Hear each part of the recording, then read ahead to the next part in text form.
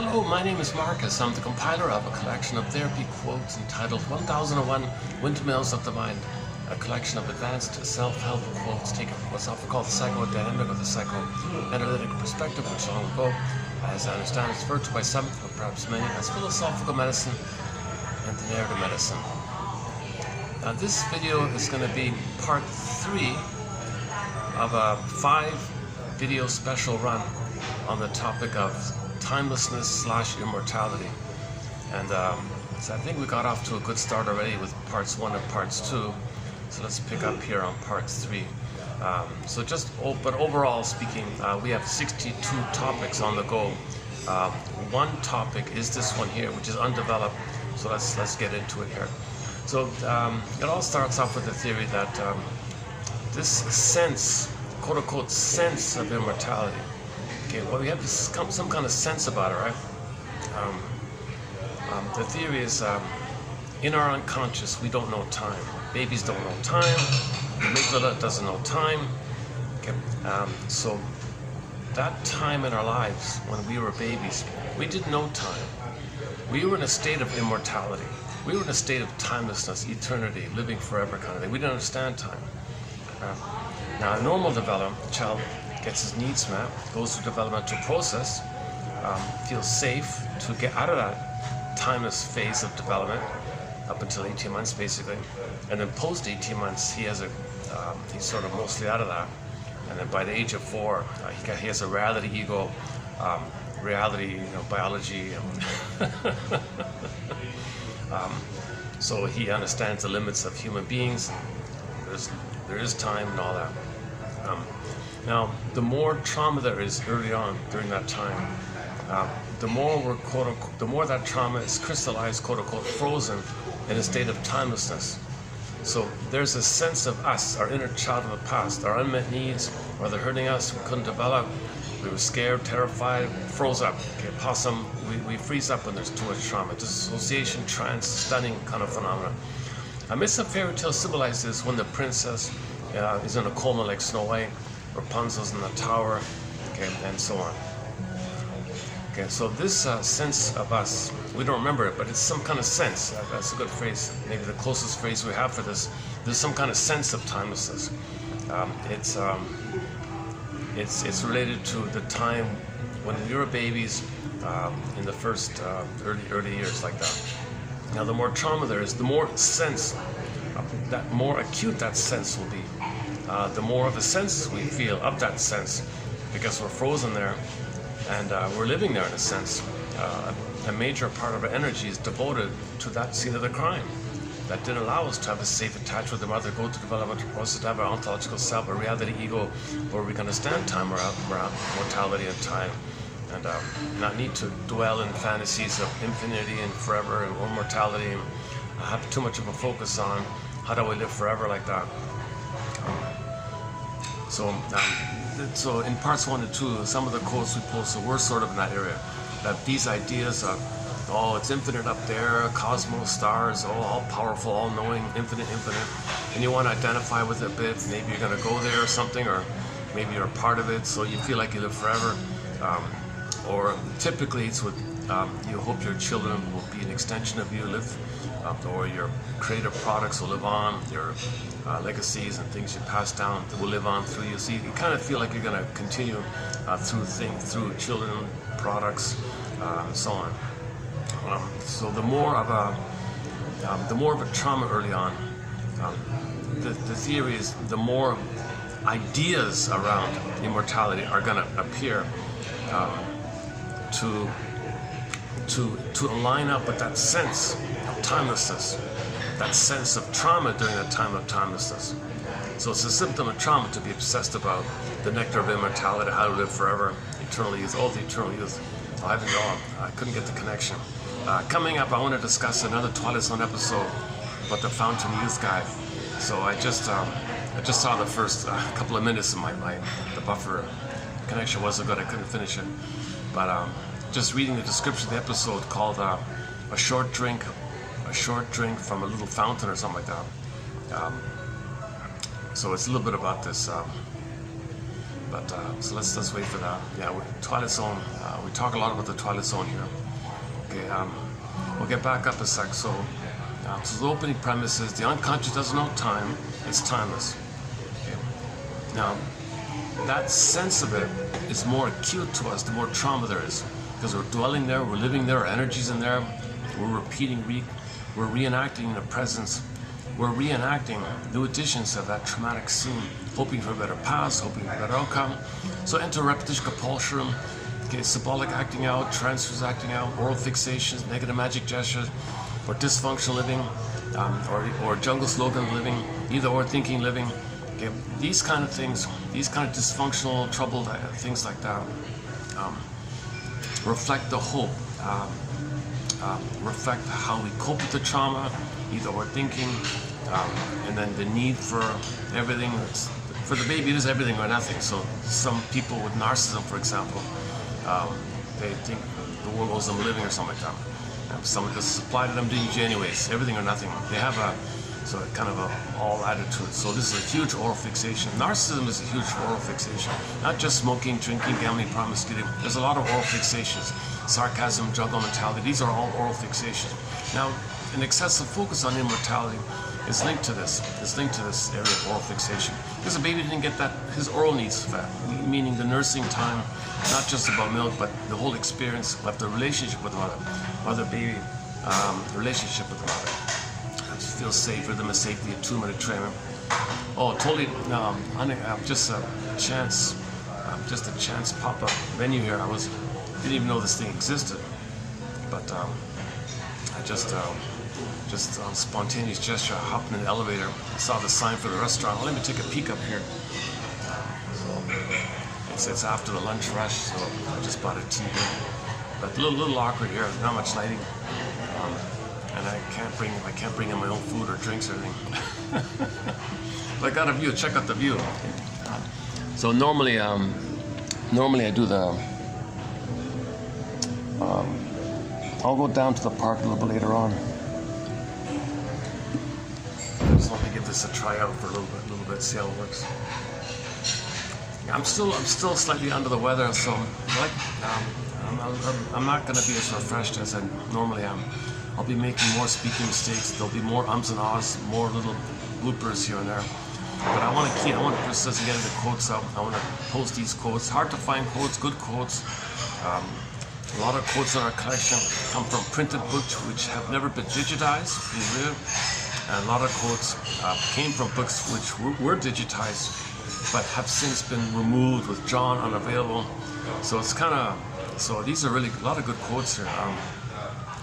You know, even like old self-help axioms, like you're up to be down on what you're not up on. That was an old self-help line about prejudice, 200 years old. I found just one guy quoted a Harry Street 1920 book. The world is a kind of spiritual kindergarten, and we're all bedazzled infants trying to spell the word love with the wrong blocks. Another old quote from 100. So these kind of rare, kind of insightful quotes, I'm trying to save them here. So we've, okay, back to immortality here. So the general line is that a focus on immortality is a defense mechanism. It's a way to assuage the pain that you feel about trauma that kept you in a state of timelessness. So timelessness from early childhood trauma and current thoughts of immortality are lined up. So excessive focus on living forever in your present is a reflection of the unconscious memory of being frozen in a state of timelessness. They're kind of lined up like that, as above, so below kind of. Okay. So we feel pain with the trauma. Okay, mother betrayed us, mother failed us, not usually on purpose, but she was hoping for a better past on her end. She wasn't emotionally available in the present. So she was hoping to undo the trauma, resolve the trauma, process the trauma on her end. So she's recreating in her present a new edition of her past, hoping for a better past. So she's not emotionally available for the child. She's too busy living in the past, and often she might pull her own child into the drama of her past, where she might shame her own baby in an attempt to remember that she had been shamed because she doesn't remember. So that's a Talionic feeling on her end, to do to the child what happened to her, to show up the mother, expose the mother, to repeat and not be passive, to be active. So uses the child as her, and she plays the mother. Faustine shames the child, repeating what happened, using the child as a proxy of her, crying for love. But she's going to say no to herself. The child playing her. That's what happened to her. She cried originally. Mother said, "No, okay, baby, you play me. You cry and say no to you. That's what happened to me." She's repeating what had happened to her to know her story. Fantasy to get a better outcome. Huge irony because the child's not her, and she wants the child as a proxy to get her mother's love. But she is going to play the aggressive mother saying no to herself, played by the child, disturbing stuff. Or she turns to the child as a symbolic mother, hoping to convert the child to be a symbolic mother for her, called childhood parentification. So the mother wants a constant presence. Child will, she can fix this. The child will, be there for the mother, meet the baby, meet the mother's needs, and never let the mother feel alone, respect the mother, see the mother, respond to them. So the mother sets the stage, and the baby's going to do everything for the mother. Mothers have all the power. She can easily exploit it. One of life's little switches. So she's going to parentify the child. The child's not being seen by this. The child can play some kind of role in the mother's theater of the mind, something unresolved in her. So she's not seeing the child. So there's a whole long list of old cunning tales around why mothers are not emotionally available for the child. Meanwhile, the baby's needs are not met. So these babies, they signal their distress. Mother's not around. She's thinking too much in focus for a better past. She's not in the present. She's got too much dopamine. Okay, chasing for symbolic future for a better past. So she's not really in the present like that. Okay, so meanwhile, the child is signaling his distress. Mother, you're not seeing me here. She's too caught up in the pain, and she wants to get out of the pain. She's too absorbed in the pain of her trauma. She's repeating it, hoping for a better past, symbolic acting out, okay, negative magic gestures, oral fixation, parentifying the child. She's trying to resolve this issue where she didn't get mother's love, and when anybody doesn't get their real needs met, they're hoping for it. They're trying to still get it. They're stuck in that frozen thing, and the pain pushes the repetition. The pain pushes the hope. There's no time there. So one of the reflections of this is ideas of mortality like that. But anyways, generally speaking, the child's not being seen when mother is not being emotionally present for the child. You can say it in so many ways. Mother failed me, mother betrayed me, she has emotional dyslexia, emotional warping, she has NPD, BPD, so she's not, she doesn't have a sense of self to love, because she never got enough love from her mother to develop that sense of self. The mother, when she was a baby, didn't get the oneness needed to have that sense of self, so she's a lot of pain by this. So she doesn't have a sense of self, like an I there to love the baby. So she doesn't have that kind of authentic I, the feeling of feeling real and alive in the present to love the baby, the nectar of the present. Maybe the mother doesn't have the sweetness of her identity to love the baby. She's chasing for this fantasy nectar. One fantasy is immortality, but the other fantasy nectar is something will correct her past, undo the past, get mother's love in the past. This kind of fantasy, magical thinking nectar idea, some magical potion idea, some thoughts, nectar of thoughts, where she's going to magically undo the past, get mother's love in the past. Okay, once again, that brain doesn't know time, so she can do it ever. She can do it endlessly. So once again, meanwhile, the baby's not being seen, right? So the baby signals his distress, tension, fear, filled up, shame, fear, shame, anger. Anger is the final one. Mother still doesn't get it. The baby's anger rebounds into himself. Now the baby's own anger is, which originally is a cry for love, tension, block, turn to anger. But anger is still a cry for love underneath. It's in the form of anger. Now the original baby's desire to live and love, L-I-V-E, when it's under so much anger, he develops desperate fantasies to control the breast, devour the breast, oral phase, oral rage, and it's devouring, cannibalistic fantasies. But it's blocked. Mother blocks it, okay, like a river hitting the bank, it rebounds in, rebounding aggression. Now he's got his own devouring rage for the mother on himself. He's attacking himself, really. And that's his hope for the mother. That's his tie to the mother. That's because embedded in this rage to himself, underneath, you unwind it and go, it's a cry for love, but it's blocked, turned in like that. Now the imagery in the fantasy, it's the guy with the horns. Okay, take your pick, Medusa, Minotaur, Cyclops, sea monster, any kind of scary entity that the rage wants to gobble up. But the gobbling, rage, fury, and all that, that's still a cry for love. Just when there's tension to the cry, unmet need, fear, it's mostly fear, and you build up, when the fear builds up, then it turns to anger, fury, rage. Okay, so in the Disney film, Enter the Anger character, it's as if the baby says, Mother, You're not meeting my needs here. Can you look at the flames popping up from my head here? Spelling SOS. Mother, I'm in peril here. I think I'm going to perish here. I'm really afraid here. This fear built up so much, it turned to fury. And those flames of my rage, spelling means SOS. Help, Mother. You can't be angry with me, baby. What the hell are you talking about? I need your love. I'm not angry at you. You're criticizing me. My mother criticized. I'm not your mother. I'm your baby who needs your love. But the mother, see, she's living in the past. She can't see. Her emotionality is in the pain of the past. She doesn't have the reasonable mind to, and the love to care for the baby like that. She feels entitled. She's very strong sense of entitlement that she's got to get mother's love. She's in that kind of place. So she needs that first to love the baby. Baby's terrorized like this. So the SOS signal gets ignored, turns in on himself. So the rage turns in on himself in the unconscious primary process mentation, primary processing, Alice Wonderland, pre-linguistic, pre-verbal, imaginal. Okay, it's in the dream world like that in the mind. There's a condensation phenomenon where the baby's rage, oral rage, oral greed, oral rage, devouring desperation, that's really just a cry for love, just exaggerated like that. Okay, to the mother, you blocked him, turned around, distracted himself. So the imagery is a condensation. In the unconscious mentation, there's condensation. There's no time, so you can take different elements and fuse it into one thing. Long story short, poof, guy with the horns. Okay, so devil, Satan. This annoying Lucifer phrase just means the baby is supposed to be one with the mother. He fell from that. The blissful oneness, maybe at birth he fell from that. Okay, so he's the fallen angel, right? But so he feels enraged. And mother's that, he's that. I don't really use that phrase. But, anyways, I use the Twilight Zone. They call it the Howling Man. And in that episode, season 2, episode 5 of the Howling Man, the scriptwriter listed various names throughout folklore and literature, myths and fairy tales around the world over time for this image in the mind. Simply, we call it the inner critic, inner persecutor, something braiding you. It's your own anger, which is a cry for love attacking yourself. You're crying for love, but it turned to anger attacking yourself. Something is attacking yourself, so really you cry for love to the mother.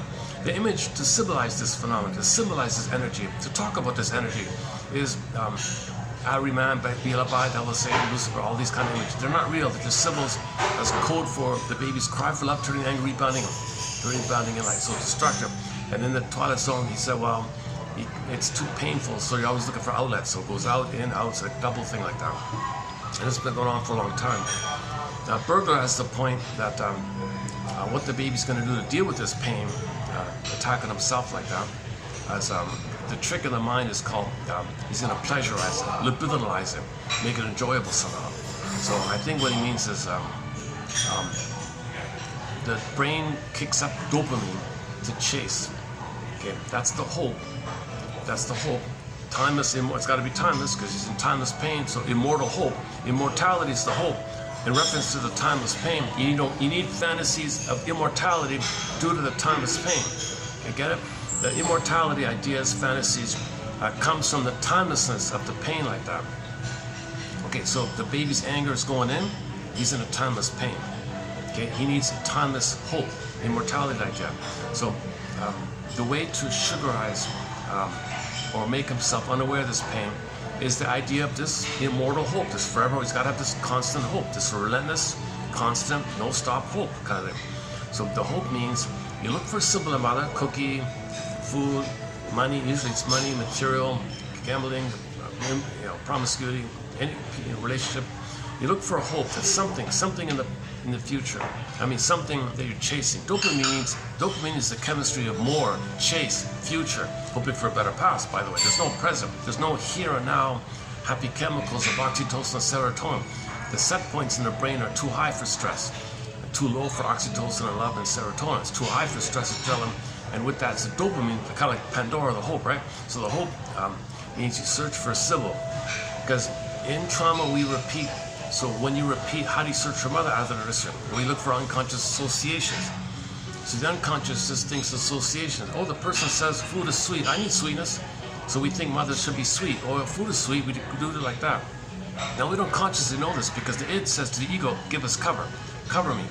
need to know. A person can't know this. Got to maintain the hope. It would interrupt the fantasy that we gotta get mother. Now, the idea of chasing for mother symbolically, it's number one, you're active, so there's like an anticipation. You're not in the present pain, you're moving, so there's kind of hope idea. And the hope is based on the pursuit that if you get the symbol, i.e. the unconscious thinks it's mother, then you'll be safe, you'll be loved because you finally got mother. That's what you want. You want a mother, you look for a mother. When the baby's in pain, he reaches for mother. So he's in pain, reach for mother, pain, reach for mother. He doesn't remember, no time. He doesn't remember mother hurt him. He's just in pain, reach for mother. This looping thing. So search for symbol. Now, Alman and Paul clarified the confusion here. When you search for a cookie, yes, there's some practical element. For a moment, concentrated sugar will fool the mammalian part of the brain into thinking that the person is safe due to the concentrated sugar, concentrated food, abundance of food. Food means safe. Oh, safe, you get serotonin. You feel safe, but it's just a momentary thing. That's a small part of it, they say. Really what you're doing is you're trying to trigger yourself. The cookie functions as a symbolic mother, which they call ersatz self-object. Okay. So you search for this ersatz self-object, and it functions as a triggering mechanism. This triggering dynamic they call ATM, addictive trigger mechanism. Okay, so you want to mechanize, i.e. trigger yourself. Now when you trigger yourself, you want to trigger the time when you did have a blissful oneness with the mother in the uterus. Okay, in the uterus, there was an oceanic feeling, oceanic bliss, oceanic ecstasy, Garden Eden, Shambhala, Shangri-La, Nirvana, Paradise, Utopia, forever, infinity, forever, no time, blissful, no time, utopia. So all these fantasies like that, right? So you're going to trigger the good old days, and when you trigger those fantasies, when you can trigger yourself, get Pavlovian dog, remind me of paradise. The mother reminds me when I had mother. So you flip up. Okay, so check here.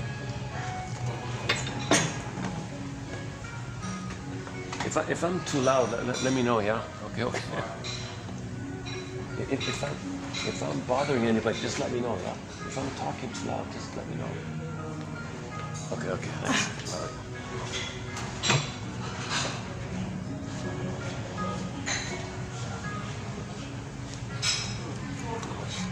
I don't think she understood.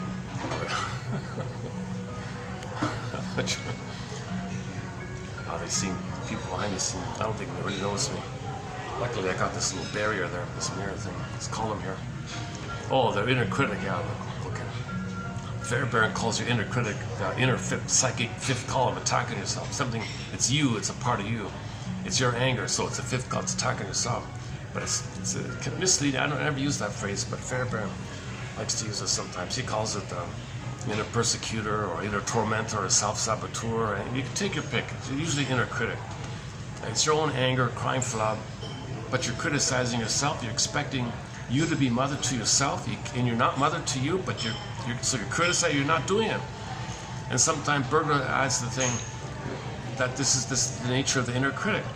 You can never do it, so you're always guilty, you're always wrong, you punish you, anger is attacking yourself. Come on.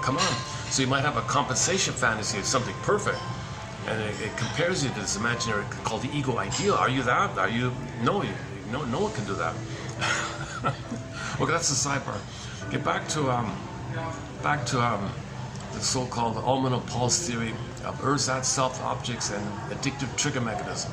So when you search for a cigarette, cookie, or money or something that you think has some kind of unconscious association with mother. Like if you have money, you can buy stuff that's stable, it can serve you, it's reliable. Well, mother's supposed to serve you and be reliable and be there for you, durable. Enter advertising. This product is reliable, you can count on it. That's money. Many advertisements tap into unconscious needs for a loving mother. It makes you feel important, mother's wonderful, so either it makes you feel great, your mother's amazing, or it expresses the anger for you. So you feel either to feel important for yourself, or mother's amazing and you're amazing. So you're grandiose and mother's omnipotent. So those kind of ideas. There's more to it with the advertising. Anyways, you unconsciously choose something. Yeah, it's really showing. Yeah, I look terrible today, don't I? I'm really under the weather. I'm a little under the weather today. But never mind. Okay. Maybe the optics will be better when I go down. Optics are really bad here today. Jesus. Maybe I should turn around or something. Luckily, it's kind of quiet here, to my surprise. Okay, yeah, such a nice venue with the view, eh? Like such a nice, nice place to have a meal, eh?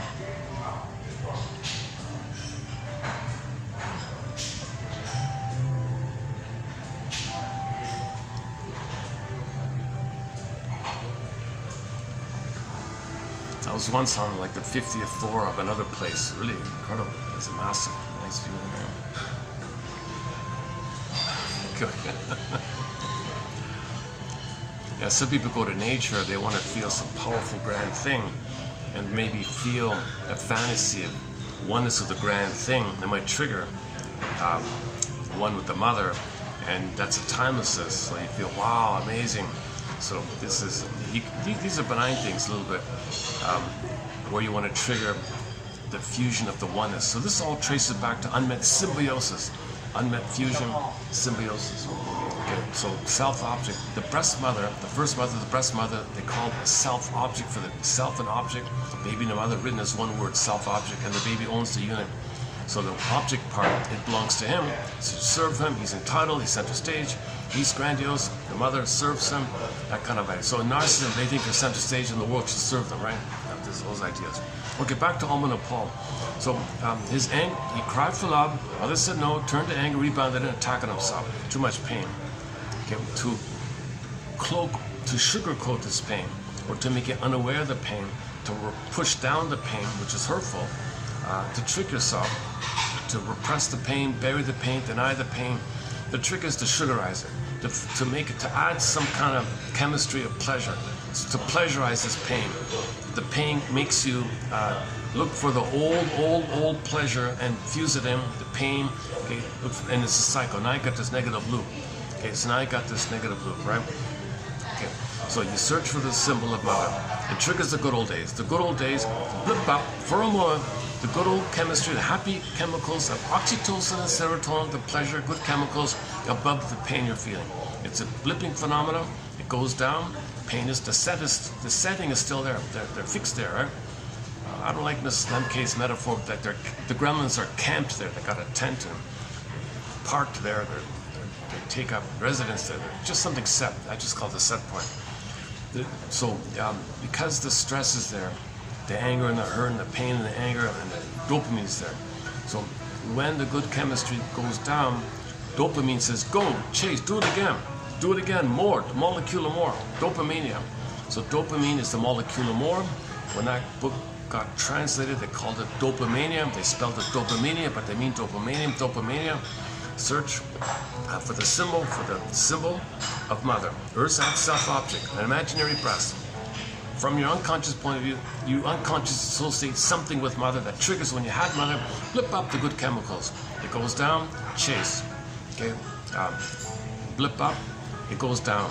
Okay, chase, blip up, goes down. Chase, blip up, goes down. Now you're in this mania mode. It's addictive because you're dependent. That's what I call ATM, addictive trigger mechanism. Because if you don't do it, you'll feel the pain that you're at.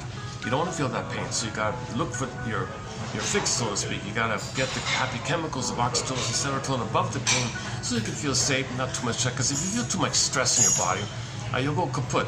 So it's a self-protective kind of thing. You're desperate. Yeah, this morning I don't mention current events, but just in the taxi here. Oh my God. Yeah, I should never check the news, quote-unquote propaganda or announcements or news when I'm before doing a video, because it always kind of leaks out. Like here it is here. So they just announced, just this morning or something, something, I'm going to paraphrase, I don't want to mention the detail, I'm going to paraphrase it, something to the effect, related to that famous slogan, I can't help it, Tina, no other return. Okay.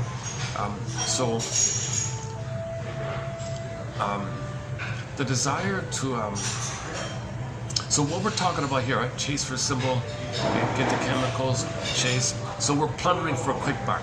Overall, we're plundering the planet because you got to chase, grab, so it can trigger the past. Chemicals go down. Got to do it again, grab. Okay, to trigger the past, it goes down. Okay, things you get out there. Okay, buildings, companies you buy or buildings you buy, or things you buy, or land you buy, things you take. It just triggers the past. And buying a land or whatever doesn't translate to you receiving mother's love in the nursery. It never worked. Nothing, no simple a mother is going to undo what mother did. It happened. The wiring was there. Enter the famous slogan, "Give thee all hope for a better childhood past." Well, we're still hoping like that. So plundering is the hope. So this plundering mode is the hope. So we're plundering the planet because you got to grab to get the chemicals, and you feel important. You feel pain. It's all pain management. So we're plundering the planet for a quick buck called global pillaging. All an accident from 10,000 years ago. I'm not specifying anything current, but the current example, the latest round of this manic is, well, how do you say it? I forgot already. Something to the effect that to pay for the plundering, he has to plunder. Oh, that's what he said. To pay for the pillaging, he's pillaging, right? But to finance the pillaging, he has to pillage to pay the pillaging. You see, this is the same thing here on the individual level. Okay, we got to chase for the cookie. They get the chemist, they get the chemistry, and chase chemistry. So the outer as above, so below, the reflection of this, okay, we create outwardly as a reflection of our trauma. The sociological reflects the psychological. The psychological is invisible. We don't know it, we create it outwardly to know that. To know the inner, to heal the inner, we create it outwardly as a mirror to know within. So plundering the planet, like what he said, I gotta plunder a place to finance my plundering. Like, well, that's kind of like a personal addictive thing. I gotta eat more cookies to feel better from the pain. Now I gotta do it again because I got the pain. Do it again. It's this kind of idea, right? This negative loop idea. It's so, from a distance, it's just so absurd. But people are driven by this kind of people. So sad like that. Yeah.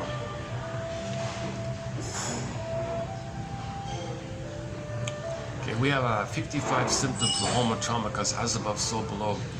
The things we're doing sociologically, it's there. It's a reflection from the wiring, from the neural circuits we lay down by the relationship with the mother. Okay, human connections lead to neural connections. Interpersonal leads to interpsychic. And from there, we operate from there. And our energy's in there. We're driven there. We're repeating endlessly. We're repeating. Okay, symbolic. Okay, we're following the script. Okay, the script is we crafted them to hurt us. So we recreate that in some form or another, active or passive, and hoping for it to undo the past. We're trying to change set points in the brain. We're trying to change what happened in the past. The only way out of this jinx, curse, okay, is to shine a lantern. Okay, make inferences and have some clue about the script, and then talk about it more. Unpick the threads of that traumatic script. Use those threads to weave a natural, normal script, whereby you get a sense that I can be healthy now, because had it been left, I would have gone down the road not taken. And you want to get to a place where if you can give up all hope for a better past, you now accept healthier choices, because that's the way you should have gone if you were loved. But in order to feel okay with doing that, you got to realize the pain of the script. You got to admit the pain of the script. Now, this script is in a state of timelessness, and ideas of mortality. Ideas of foreverness is a reflection of this timelessness. So immortality and timelessness are linked like that. Many of our chapters. These chairs aren't too comfortable. All right. Maybe I should go down now.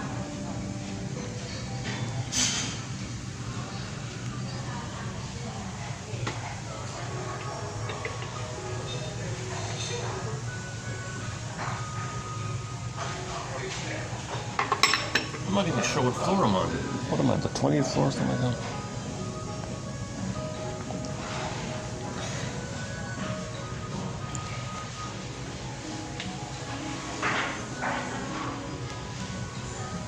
Okay, let's take advantage of this rare quiet time here. I'll give this a try. My God, just before starting the video, the button fell off. I don't think I know. I didn't want to go buy a sewing kit to sew the button on. It's too wide here. Can I do it? Hey, can I just stretch? Hey, can I rest my elbow on here? Is that okay if I do it like? Yeah, okay. That's all I got the pictures. I don't want to get people in the camera. Okay. So like this. All right. Let's keep going here. Maybe when I'm more refreshed and rested, I'll make this venue work here.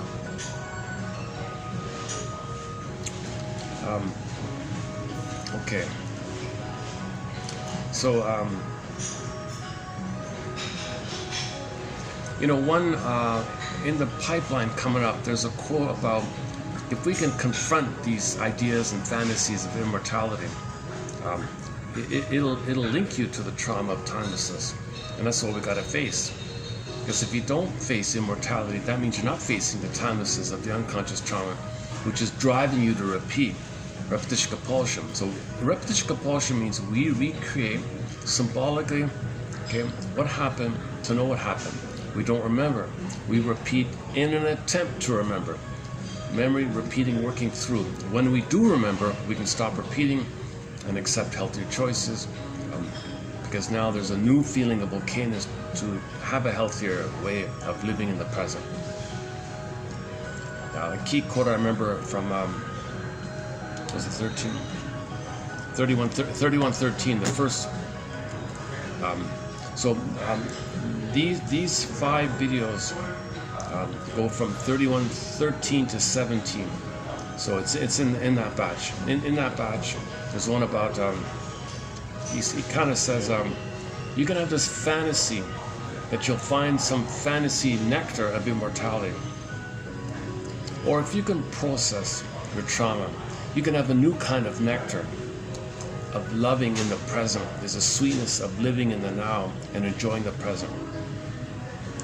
Okay, back to, this twat is on episodes on my mind about the founder of Youth Guy.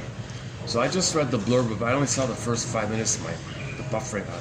My connection wasn't too good.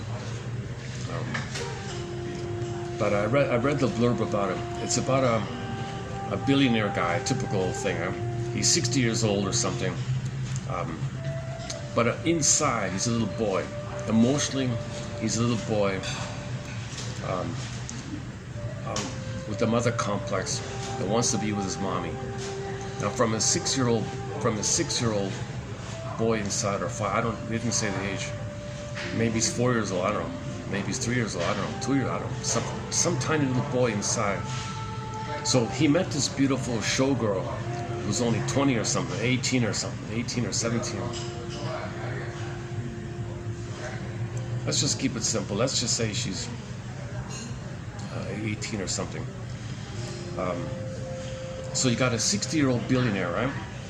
He sees a showgirl who's only 18 or something. She's a pretty girl and all that. He's gaga for her. Now she turns out to be what his brother refers to as a conniving, hussy, what do you call it? Ambitious, sociopathic climber. I forgot what he called her. There's some humorous names there. A woman without a heart. She's cold, ambitious, and so can you imagine an 18-year-old girl seeing a 60-year-old man, all grizzly and all that, and he says, "I'm obsessed with you," because emotionally, the 6-year-old boy, there's mommy. I want to be with mommy. And she said, opportunity. She was a gold digger. She was a total gold digger. Oh, sure, you want to marry me, and you're a billionaire? Sure, I'll amuse you, and wait till you're gone. I'll take your $1 billion. What a deal! So she just thought in a cold-hearted way. Oh, he called her made of insulation. This woman is made of insulation. Oh no, asbestos. The brother called her. I don't care that she's made of asbestos, no heart. What bothers me about this girl that you're marrying is that she treats you so badly. Like she has contempt for you. She treats you so badly. If she were nice to you, it might be a different story, but she treats you so badly. And in the first 5 minutes, you can see she mocks him, ridicules him, and messes with him, and lights the cigarette match and throws the lit match on the carpet. He's got to dive and take it out. That can cause a fire. Oh, look at you, huh? Yeah, one day I'll cause a real fire. I'm bored with you. You're boring. I want to dance, and you're 60 years old. I want to have fun and drink, and you can hardly move. Oh, I got a back pain. Oh, you're gonna whine about your aches. You're gonna make me sick. And she had an immense amount of contempt for this guy. She hated this guy. But he was gaga goo for her. You're so beautiful. Oh, wow, wow. And she's hating him. And this man is total limerence. He's operating from the timelessness of a baby who needs the mother, and the baby must see the mother as wonderful. He's doing this. He has the baby mind. The babies must see the mother as wonderful, even while the mother's abusing him. What we see is a reflection of how the painful interaction he experienced with the mother. He's recreating him. This woman has contempt for him, hates him. So obviously, the mother, as a baby, was in a similar mode. She didn't want to nurse, give him the powder stuff, leave him alone, baby, don't cry, baby, or don't give me needs. So he's still there. He didn't mourn this, didn't resolve it. So to know this issue, he married this Miss Asbestos. Oh my God, that's one of the worst insults. That's one of the worst insults you can call somebody. You're made of asbestos. Oh my God. Hey, I wonder if I get the Wi-Fi here, if I can play. Oh, it's copyrighted anyways. Oh, son of a gun. I was really hoping to watch it before the start of this video, because it talks about the fountain of youth. Anyways, so the story is the old man is willing to be a human guinea pig and take an experimental serum that makes him young, that reverses his cell structure, and will take him back to his youth. Huge risk. He doesn't care. He can't enjoy the present with her because he's a baby inside. So he see babyhood trauma, immortality. He's not enjoying the present, so he doesn't have the enjoyment of the present. He's crazy about the girl, but she's miserable. She's abusing him. It's not a real happiness or something. It's a pathetic scene. It's really a pathetic scene to see this kind of thing. So anyways, he takes this, I haven't seen it yet, but the story is he takes some serum, some experimental serum, and it reverses his cells, thinking it'd take him back to his youthful teenager time or something, where he can keep up with her and be on par with her or something. But it turned out the serum took him back to a child. It took him all the way back to a little kid or something. Now the deal was, the lawyer said, look, you now have to be his caretaker. You have to now be his mother if you want the money. What? That's what he wanted, right? So he was in a timeless pace. All of his life, he was waiting for mother to love him. He was waiting and waiting and waiting for mother to love him. So the fantasy was, he could morph back to the little child, find a pretty girl, and she'd be motivated out of money to love him. It's not real love. So this is the stubbornness of this kind of love. This is the craziness, the madness of. So once again, give thee all hope for a better childhood past, because he wasn't enjoying the present. He was always living in the past, waiting forever for mother's love. So what an elaborate thing, eh? Gets $1 billion to attract this showgirl, takes the serum, takes him back so he can be a little baby, and this pretty girl that he thinks is just like a psychological copy of the mother will do what the mother should have done. It's still gonna fail, because that showgirl is not the mother in the nursery. The only way his fantasy would be complete was if he morphed back to inside the uterus. Now where's the mother? The mother's long gone, right? Okay, so somehow magically the mother is exhumed from the tomb, she appears and goes back to 60 plus years, and he's back in the womb. Now how's the mother going to change her ways? Like, why would the mother do it differently? Yeah, see, I get it now. See, the showgirl has the motivation to be nice to him. It's still not going to work. But what motivation would the mother have? Like, what could you say to the mother? You got to be nice to your baby here. Why? So there's no conscious motivation. So you'd have to change the script to motivate the mother to be nice to his baby. You'd have to give her therapy or something. You have to do something different. So we're hoping to receive mother's love in the past. So we have all these fantasies to get mother's love in the past. So that's all these time travel ideas and all these magical potion ideas. And maybe if I live forever, maybe one day, maybe in 20 billion years from now, mother will love me. So you pray for infinity. You want to be one with the cosmos, the universe, the stars, everything up there. It's a powerful thing. It knows everything. Bright lights. Maybe you want to be a star in it. You have a name. So you study astrology. Maybe you think you're associated with it. Maybe you buy a piece of paper that says you're named after the star, and now you're a star in that thing, and you're connected to the you're the baby you connected to the universe like that up there. So but meanwhile we're not enjoying the present.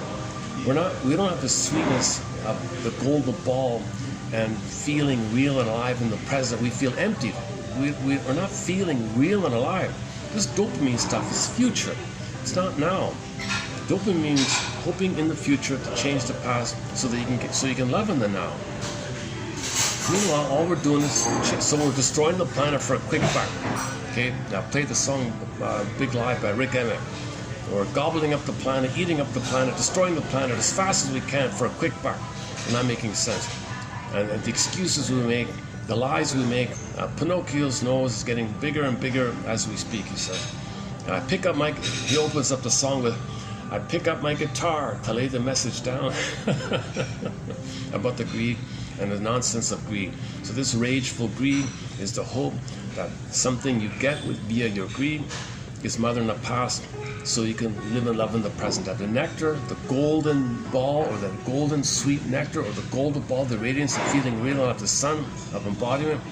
Okay, so there's different kind of nectar. So that quote about the nectar was good, I thought. That's what kind of started off on this topic here.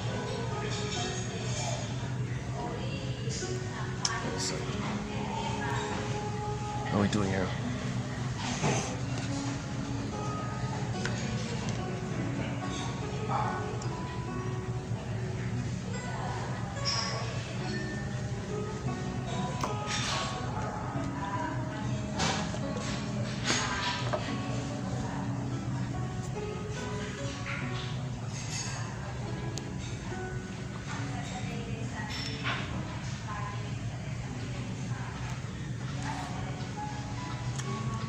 I went to a different coffee place. The regular good one is there's the best coffee shop on the other side. There is 3 months. They're out for 3 months. Why am I telling you this? Okay, so give thee all hope for better childhood past.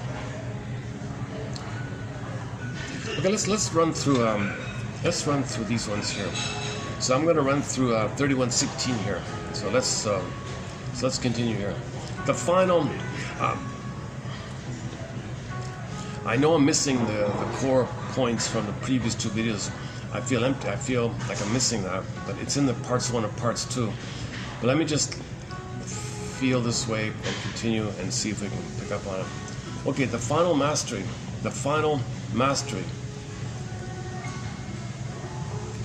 of self. Having your sense of self, finding a real self, okay. And adaptation to reality involve abandonment, give thee all hope, abandonment of lingering infantile fantasies of omnipotence, including immortality.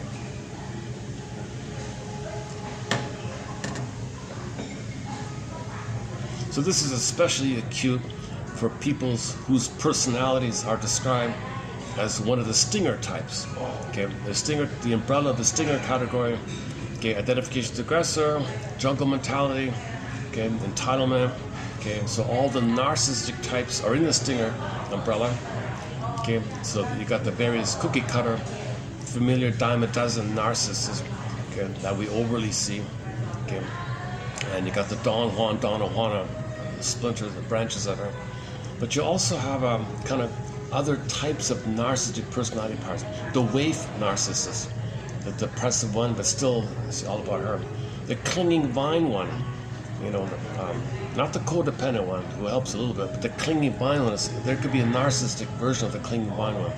The voyeur one, or the closet one, or the quote-unquote idealizing the other one, where you bask in the glow of the other person being exhibitionistic one. So there's the introverted one where you are it and you feel special by putting your energy, investing in the other being amazing, and you feel special. When you think the other's amazing, you feel special and important.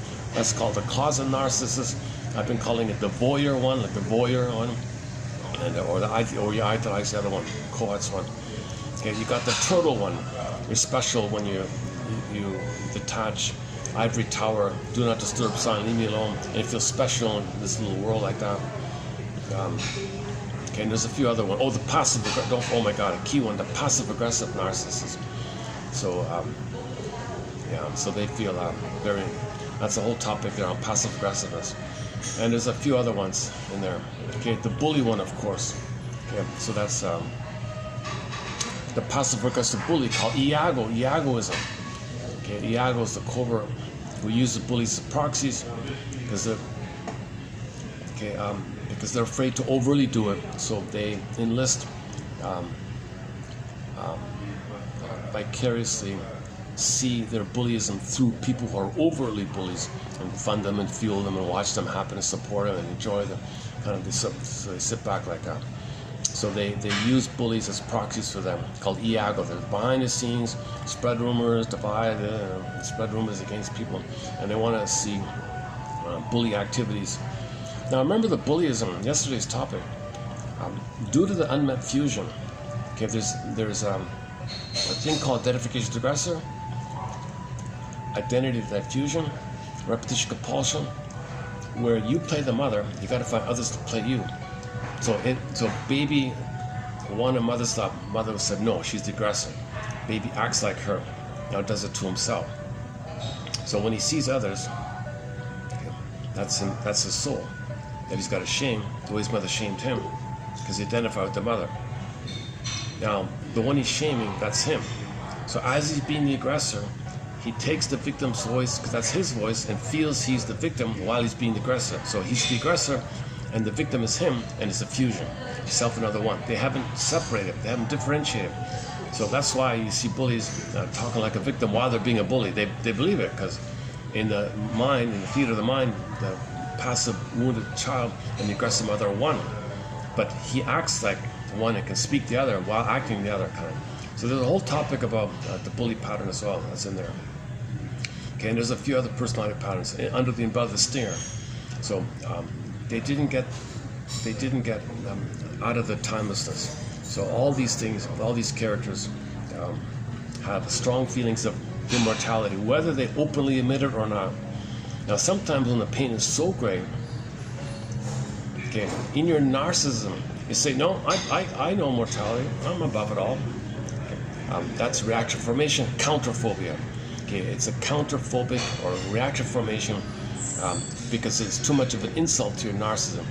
But you really, especially feel unconsciously, you believe you're immortal and above others, especially narcissists like that. So there's a lot of nuances, there's a lot of little machinations, variations under the stinger categories. So it's and each one of these personality patterns take 10 hours to run through. It's a separate topic. So included in this identification with aggressor and BPD, all BPD. BPD, Grotstein's take on the BPD, it's the fusion between the bully and the narcissist, or Swiss cheese narcissist, fall in the hole, go back to the bully, and go back to the narc, they go back and forth. Okay, now we got to talk about the survival anxiety. The mind is an amalgam of the two mentations, primary, secondary, secondary, primary, put them together, poof, magic mirror. So that's why they can, now you see me, now you don't catch me if you can. And it's from a timeless place, so they can flip-flop, duplicity, lie, double think, double talk, equivocation like that. And they're very good at that because it's survival. They can't tell the truth. They got to survive because they can't trust. Basic trust is crushed. They cannot tell the truth. So they'll say something. Did you mean that? They're over there. Oh, so you meant that? They're over there. I see. So you mean that? No, they're over there. What's wrong with you? Then they can flip it and attack you. So they can be passive aggressive and they're overly aggressive. So they can't tell they don't have an identity to come from to tell. They're always just dodging around, and like in the primary orientation, Alice in Wonderland, chaotic, things like that. How are we doing? Still okay? Oh, look at that, eh? Oh, this is a new discovery, eh? All this time I didn't even notice this. All this time I've been coming here, I didn't even know this existed. Oh, funny, eh? I always find new things here. Eh?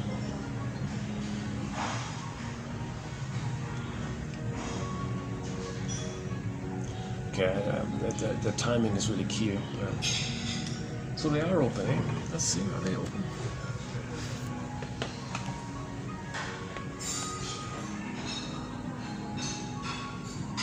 Yeah. There's a couple guests down there. Okay, so this place is open during these off hours. Okay.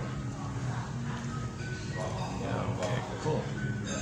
Son of a gun! I just found this place, eh? If I'm really lucky, depending on the mood of the manager, I'm gonna see if they'll let me use that nice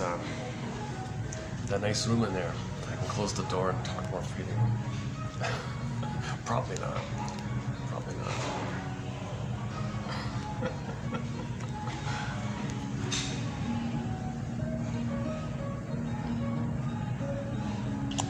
Oh, somebody's sitting in my spot, huh? Oh, that's just the maintenance guy. Okay.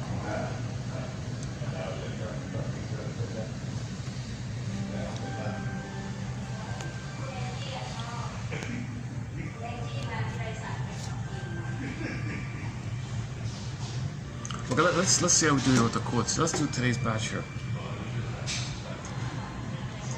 Okay, to follow up on this one, the final mastery.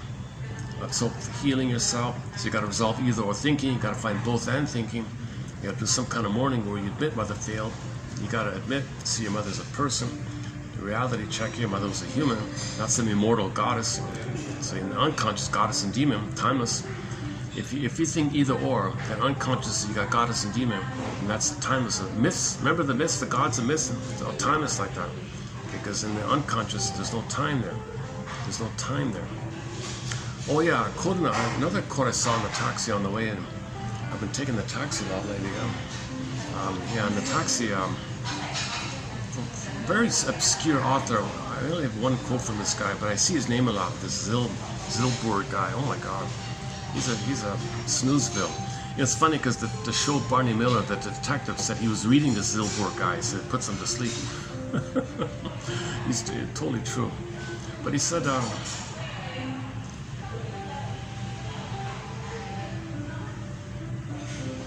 oh yeah, he said the reason to highlight this point about timelessness, where it's sort of under stress you regress to that time. So he talked about people who had some accident or something. They regress under the stress, and it's like there's no time, so they're not afraid. They live forever. So that's why you see on TVs like all these action films, all these drama going on. The guy walks calmly through, like nothing's happening or something. Well, under stress, you go to the babyhood mind, where there's no time. You live forever. So the guy's walking through the crime scene, or whatever. Oh, I'm okay. So he gave some example of some anecdote about the miners or something. There was a disaster in a mine somewhere, and most of the people were trying to run out. But there were a couple of people who thought, why bother? They thought they weren't going to make it, so they just calmly said, well, they just stayed in it. Okay, there was so much fear, they regressed to the infantile place of timelessness.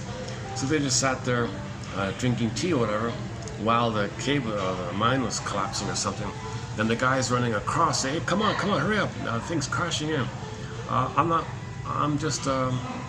fine. I'm gonna live forever. So they didn't even want to try anymore or something, because they were so stressed, so feared. They just stayed in that kind of place, and it turned out, yeah, some escaped, and those people didn't even try or something. Some made it out, some didn't or something. So if you're so afraid, it's like the possum thing. You just freeze. You think you're disassociated, timeless. Right? So I guess, yeah. So victims of things, they space out and they feel timeless.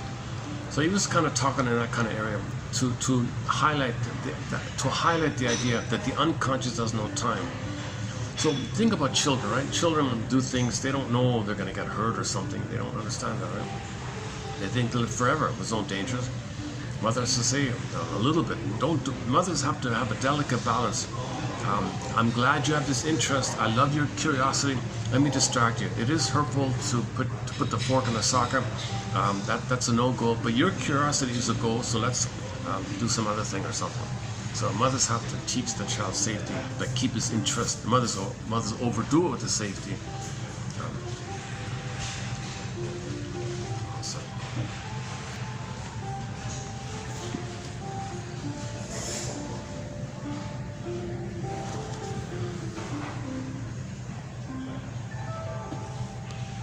Oh, they got nice music here. Oh, good. They got some nice zither music. It's called the Gu Chen, I think. Gu Chen.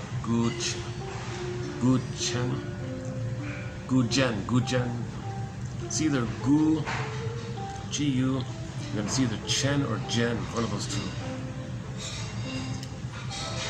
Yeah, that's nice, eh? The zither. Or is it like the guitar one? We have one song on the soundtrack that has this kind of plucking noise to it. Like a harp, right? A little bit like a harp, ancient harp or something.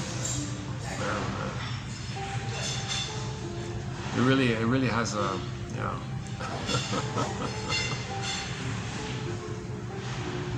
See, music, yeah, maybe we should get into music because in the beginning was music for the baby.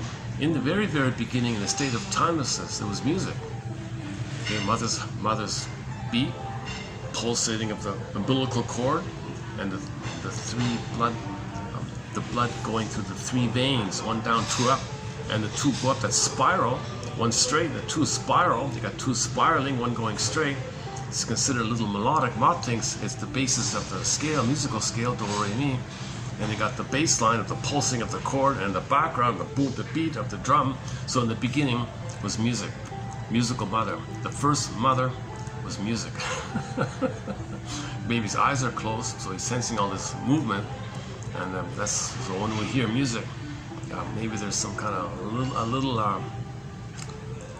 trigger. We're a little triggered or something. Something in us is slightly triggered. Some physiology, maybe some physiological side of us. Maybe our nerves or something in our nerves or something is reminded of the time of the uterus, so we feel safe when we hear music, right?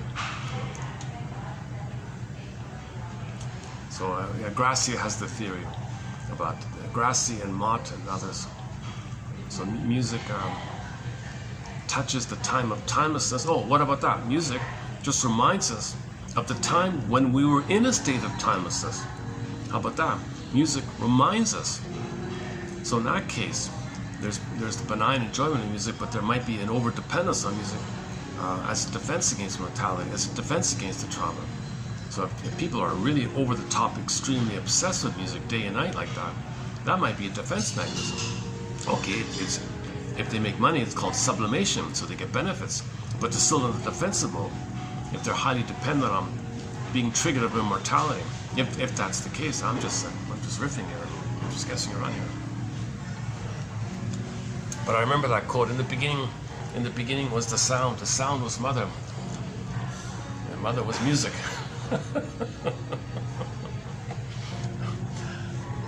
Other people say the first mother is just the cord and the placenta, the sea monster. If it's the stress, he sees the rage on the cord, placenta, there's your sea monster, three veins, three-headed sea monster. That's Mott's theory, right?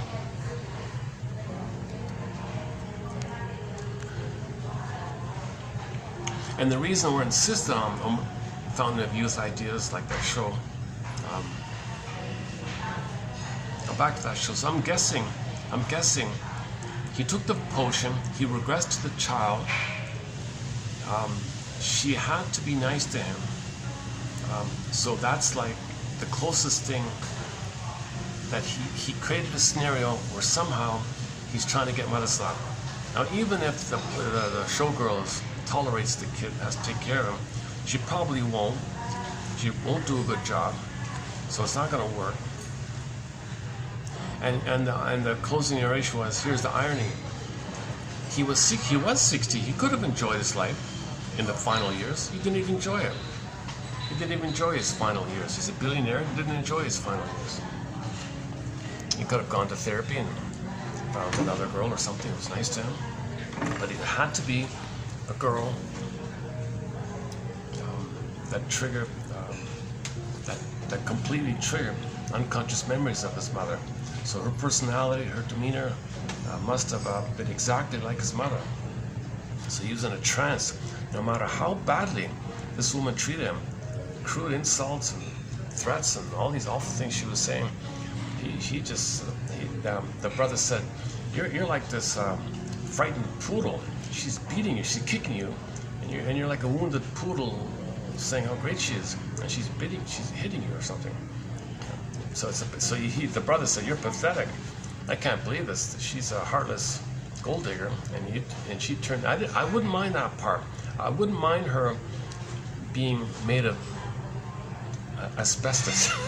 What I don't like is she treats you so badly and turns you into this fearful, withering poodle, and you're always like a lapdog to her, and she treats you badly. You're my brother. You're 60-something years old. You're my brother. You're a billionaire. And you're letting this showgirl beat you around like that, kick you around like that. My goodness. That's the desperation that babies must see the mother's wonderful. It's for their survival. They gotta tolerate it. A baby would rather have an abusive mother than no mother. So he's kind of operating from that. He's really operating from that kind of thing. So the sadness of it all is he couldn't enjoy his life, right? He was still waiting for this. So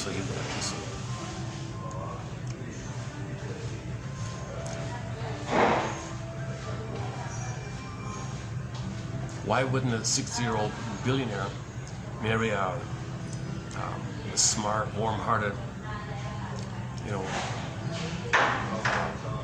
colleague, like a 60-year-old woman or something, where they can talk to each other or something? Not interested, right?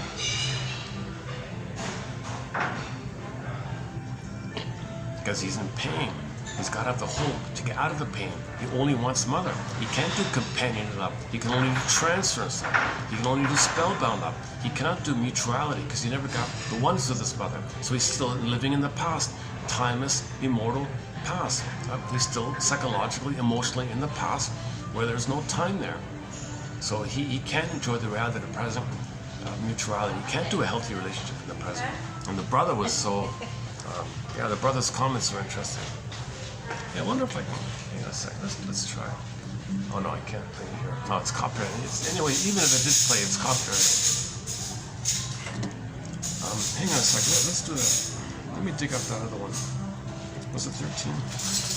Well, here it is. A nectar of 13. A nectar 31:13. A nectar of immortality could be associated with the fear of mortality. A nectar of immortality, the fantasy you're going to drink a sweet juice and live forever.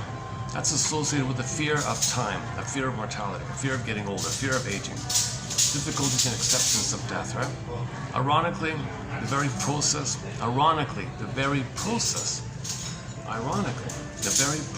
of working through, face these desires. It's a defense against the pain. So work through this defense. Confront this defense. Challenge this defense. Wrestle with this defense. Grapple with this study. Grapple with these ideas. Wrestle with them. Ironically, the very process of working through the desires for such quote-unquote immortality may lead to your identity. You may find yourself, which in turn will lead to a different type of sweetness of life, nectar. If the neurosis is on the way to being successfully reduced, the therapy process continues as far as mourning for timelessness. So you gotta mourn this stuff. I'm not gonna live forever. So that's a loss, right? So your fantasy, you live forever. Now you're not. Maybe you gotta mourn that, among other things. And so maturity means accept time. It's a sign of maturation. It's a sign of development to have time. Okay, we talked about the art idea, auto rank, and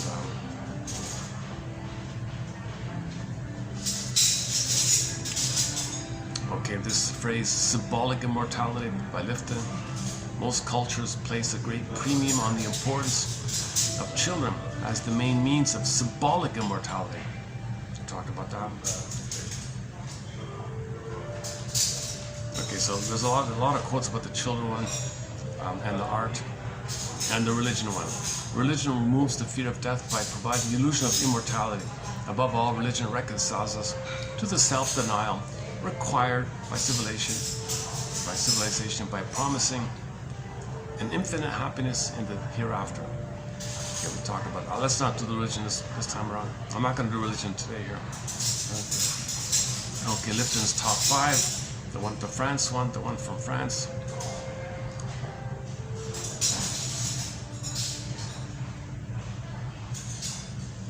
Okay, and and then the anger version of the hope. So here's a key one here. So there's 2 versions of it. In the area of artists, writers. Oh, blissful this, live forever, and fantasy, poetry, romantic poetry, or whatever. Astrological, cosmic studies, the cosmos, and live forever. All these religious kind of hopeful things. Now, if there's too much pain to even admit that, okay, the pain is the fear, and the fear is the anger. So that hope turning to anger, the philosophical correlate to that would be negative philosophies. So there's a quote here about all these ancient philosophers that have a very negative idea. They hope their thoughts, their revenge fantasy thoughts, but it's still a cry for love, will go on forever. They want their thoughts to go on forever. So a lot of these negative philosophies idea, and people who tap into it, that's all about still the timelessness of crying for love. But their cry for love is destruction. Like when the baby bites the nipple, it's destruction, but he cried for love. When the baby bites the nipple, it's destructive, it's hurtful, but he's still crying for love like that. So the negative philosophers, it's still in a place of timelessness. So watch out for all these negative philosophies from the ancient guys, all these terrible things they're saying, right? That's their timeless cry for love. But they can't admit it. They can't admit it. It's too pain. The fear and the pain and the shame built up. Then the anger is an expression of that cry. That's the only way they can stay in touch with it. So the cry for love turned to hate too much. That topic there, that's a good one. Next, okay, and the Baker one. Okay, that's another one. Okay, Baker's got a theory that's interesting. The more the baby was hurt during his need for oneness, the more they're gonna dwell in fantasies of immortality. Now, this trauma with the mother can lead to different personality types, including, okay, fill in the blank what he describes there, so I'll leave it for your reference there.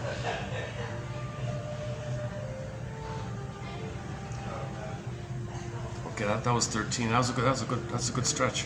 And then 14, since we're at it here, 14, we talked Burglar's one, yeah. So Burglar is a big help for me. Burglar writes in English directly. So when Burglar says, Freud said whatever, I'll include it. So Burglar confirms this. As Freud has shown, we are all in the unconscious convinced of our immortality, for the idea of our own death is not their representative. Yeah, so back to Mr. Zilberg or something. I'm not sure how you pronounce his name. So, if you're under stress and you're coming from the unconscious, there's no sense of death there, so they're not afraid of death. In that sense, they say they're not afraid of death. So there's two ways of this being. There's the pathological way, because you're in a state of timelessness, versus the reality of life. It's different. It's different.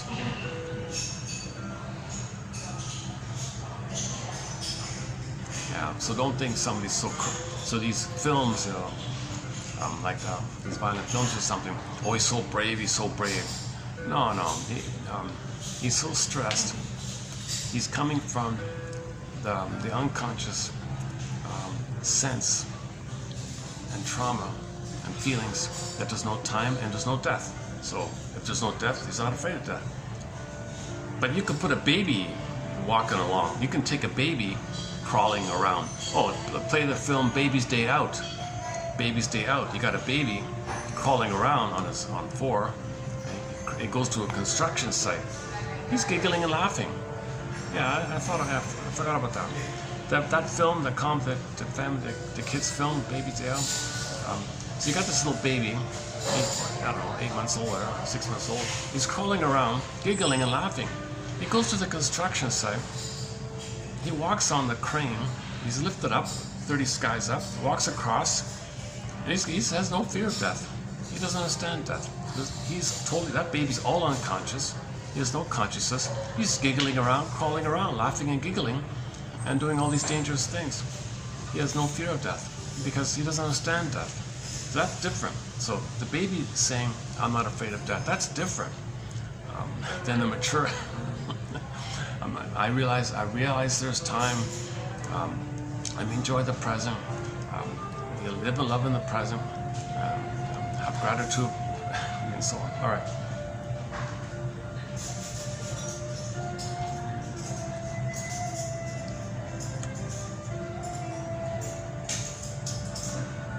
Okay, then we talk about the split ego. Okay, the trauma ego and the regular everyday ego. That topic was in 14. Oh, maybe Joan of Arc had that idea. Or maybe maybe that's an example of that. But in her, the quote here is about her thinking she's connected to the powerful forces above or something. So she feels timeless like that. Oh, we did one about the cult. Okay, there's a dangerous cult guy. The cult guy, he was a real scammer. He said, "Oh, no, mortality is a lie. You all live forever, don't worry. Give me money." There was a really extreme example of that.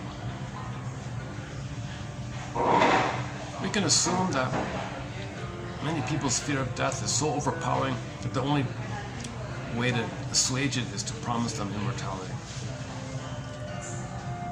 Okay, we talked about the casino idea. So one way to blot out the timelessness is emotional eating, smoking. That's a little bit of a trance. Okay, the casino, there's no clocks there, no time in the casino. You're repeating the past.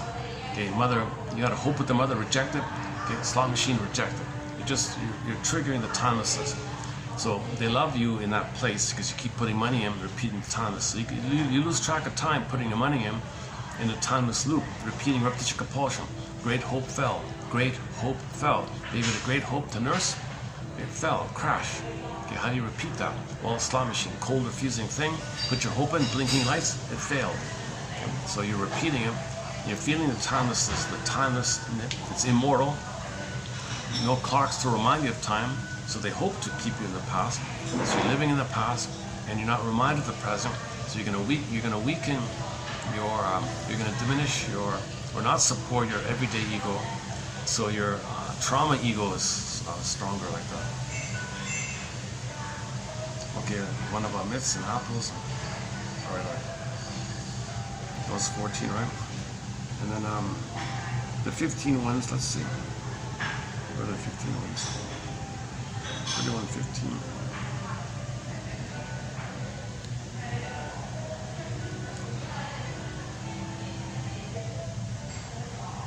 Acknowledging the sovereignty of time, this experience is dangerous because it threatens the individual with the re-experiencing of early traumatic separation. Okay, if you do admit time, now you're going to mourn. Now you're facing the past. The only way to face the past is you need a caring witness and feel association and tell your story and grieve in the presence of a caring witness. If you don't have that, you can't do it, right? So people want to ignore time, and then time passes by. So they're killing time, but time kills them, somebody said. Utopian thinking represents a quest for immortality related to childhood losses. Because any kind of utopian thinking in the future, I'll live forever thinking, it's related to childhood losses. Because the hope it continues endlessly. So endless, continuous, forever hope, because there's the timelessness of mother hurting the baby. There's a timeless hope, immortal hope, timeless hope, timeless need, timeless unmet need, timeless unmet need. Okay, immortal, timeless hope, immortality. So utopia offers that, like the fantasy. Okay, we talked about the nature one. Okay, let's start. Nature one.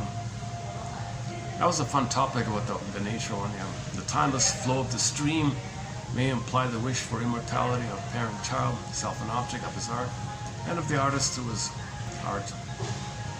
To live in real time.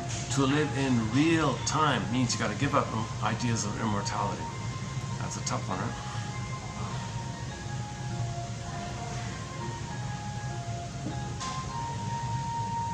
Okay, more about the children. A lot of the quotes are about immortality through your children. Okay, there's one about the narcissistic passion. Immortality is a narcissistic passion. That one there, by Oliver here, Bolivar here.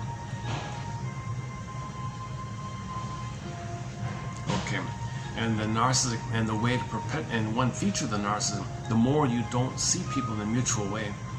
Okay, the more that's the symbolic breast. That means you're the baby. So if you're the baby and others are symbolic breast, well, you're in the narcissistic timeless place. So this is reflected when people don't treat others as people like that, because they got to see others as symbolic breast.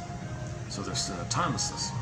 So narcissism and timelessness are very strongly linked, heavily linked.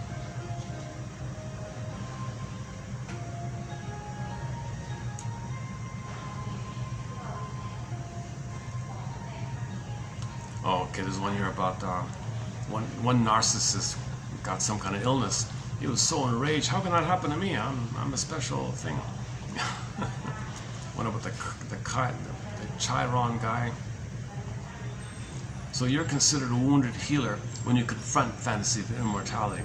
So in ancient Greece, the phenomena of being a quote-unquote wounded healer is when you face your fantasies of immortality. Now you're a wounded healer. You accepted your wounds, you accept other people's wounds, you accept yourself, you accept other people, you're a healer. If you accept yourself, you can accept others, you're a healer like that.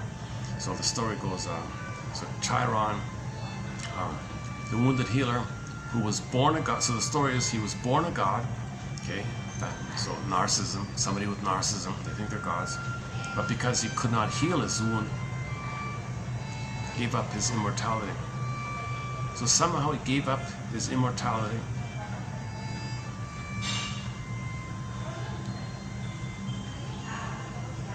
So narcissists cannot heal you. They use you, they exploit. So you cure your narcissism, then you can be a healer, a helper. The belief in immortality is the expression of a basic inherent tendency in our psychic life. Okay. I don't relate to this plastic idea. I don't fully buy it. There's something off here. But he seems convinced that we create. You see the phrase "forever chemicals," like forever. Like there's a lot of talk about that. It's meant to like, come on, people, look what you're doing here. But he says there may be another part of it. That the uncanny appeal is, oh, really, forever? I want to be forever. Did I create that? I bought some plastic bottle. Yeah, I use plastic. Oh, I mean, I'm creating forever chemicals. And remember, the child is, they live forever. They don't care about it. They're not afraid of the end or something, because they're not, like the Baby's Day Out film, he's not afraid. So a lot of people say, I'm not afraid, I live forever, I don't care. So a lot of people with fantasies of immortality don't care about others, don't care about the planet, because they're going to live forever anyways. They're little gods in it anyways, right? They'll just float up in the sky and they'll be one with the sky like that. Okay, age of plastic. This one here. Forever chemicals. Microplastic particles live forever.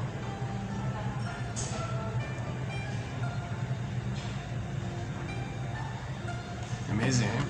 Like why do we have chemicals all over the place, right? Now it's in our organs, it's in the fish. 10 billion tons of plastic have been dumped already. It's still going on. The plastic breaks up, little chemicals, particles you can't see, gets into our food and everything. The ocean heats up, they say. It heats up. It can't reflect anymore. It can't absorb. It heats up. Okay, back to Rick Emmett's song, A Big Lie. Oh, the greenhouse effect won't do you any harm. Okay, that's a big, big lie. So.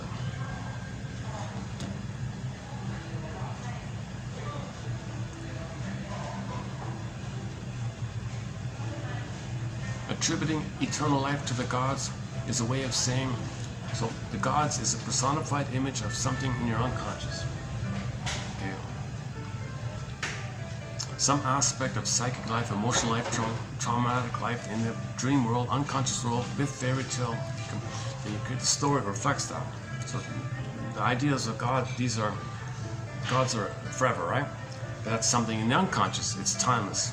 So the idea of gods being forever, okay, is code for with the unconscious is timeless. So something going on in the unconscious, in the first 3 years of life, that's all kind of considered timeless from the baby's point of view. The baby understands time formally with the hippocampus, which comes on around the age of 3, they say. Attributing eternal life to the gods is a way of saying there are dimensions of human experience so profound that they are felt to be eternal. That's the sense of timelessness. So if I feel it's eternal, yeah, it's eternal. And that is our anguish as well, when we are called upon to carry an intense consciousness of these two. So there's the challenge. How do you face these two? How do you face your trauma, which is timeless, immortal, and how do you move towards the healthy living in the present? Reality ego, present ego, basic biology.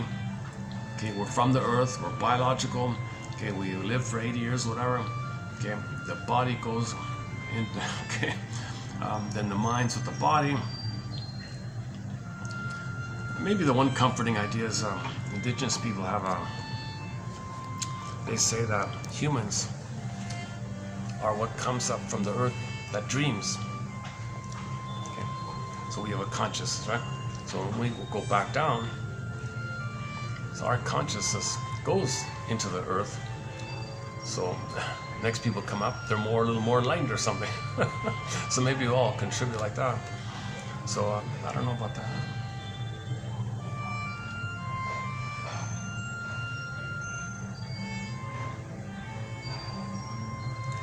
Okay, let's go to today's one. They're open, right? Let me double check. This is weird here. Yeah, they're still there. Yeah, okay. I wasn't sure if they're open this time. Look at that, eh? Oh my god. Oh my god. This is, I'm gonna try this out again. Okay. So let's continue with where are we here? 16. We were doing 16, weren't we? 16, okay. Okay, let's go on here. The wish for immortality is firmly rooted in the mother-child relationship of the first 3 years of life. Yeah, so there's a link there. This issue of immortality, okay, is source point to what went down between the baby and the mother in the first 3 years, but there's no time in that time. There's no timelessness. So immortality comes from the timelessness where the baby doesn't understand time in the first 3 years of life. All right. The intense investment in and idealization of grandchildren serves several developmental and defensive purposes. Namely, one, as a narcissistic buffer against the traumas of old age and the nearness of death. 2, as a wish for continuation of life through genetic immortality. And 3, as a denial of imperfections in the self through the selective identification with desirable qualities in the grandchild. Okay, so you think about your grandchildren. What are your favorite qualities in them that you like? So they're going to have that. So you think you're going on through them. So you don't face the trauma during the time of timelessness. If you can just fantasize the continuation. So these fantasies are a defense against mourning, a defense against pain. These are defense mechanisms. It's psychological. Right? There's a price to pay for immortality. There is a price to pay for immortality. Quote, we're cheating nature. In a fit of mania, in one film, I didn't get it. Was it Cocoon or something, one of those films? Don Amici empties his bank account and throws bills at strangers on the street.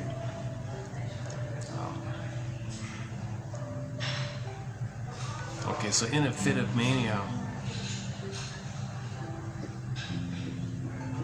okay, he had a manic, confused reaction to time.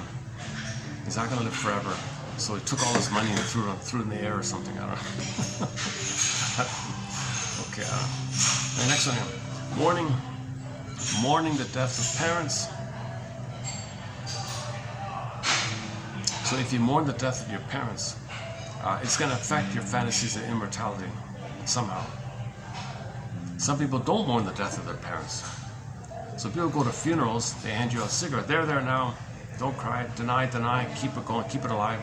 So yes and no. Yes, they live in your memories, but if you don't accept the reality of the loss of your parents, you're staying in the timelessness thing.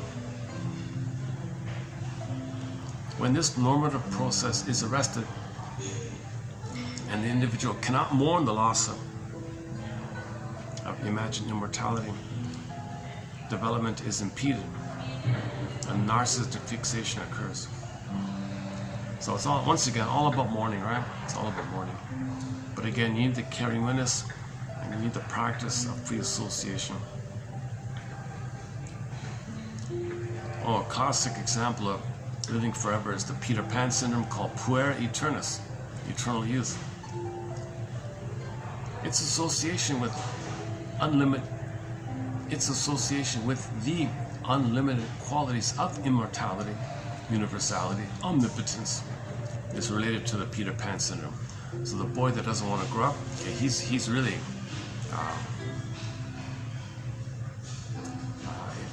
traumatized and stunned in the timeless trauma where he sees his reflection in the pool of water, narcissus, and he's stunned there, turns to the little white flower, immortality, the flower, immortal flower, Narcissus flower.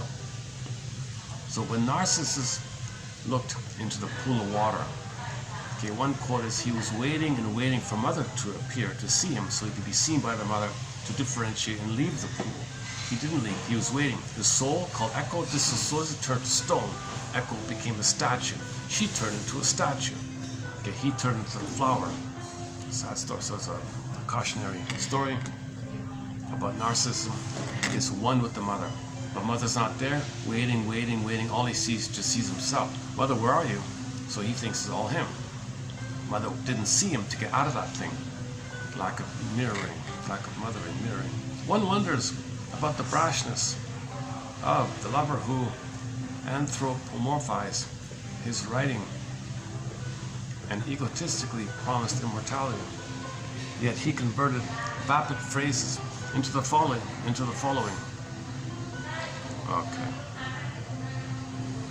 Okay, so he comments on some writers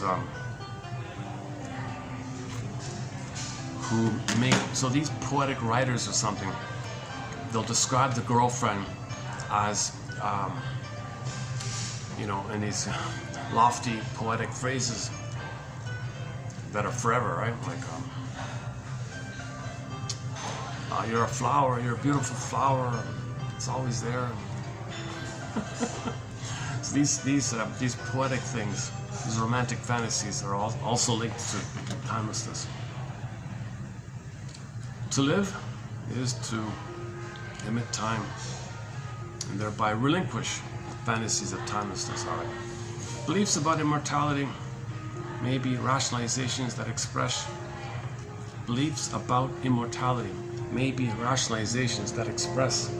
reassuring beliefs.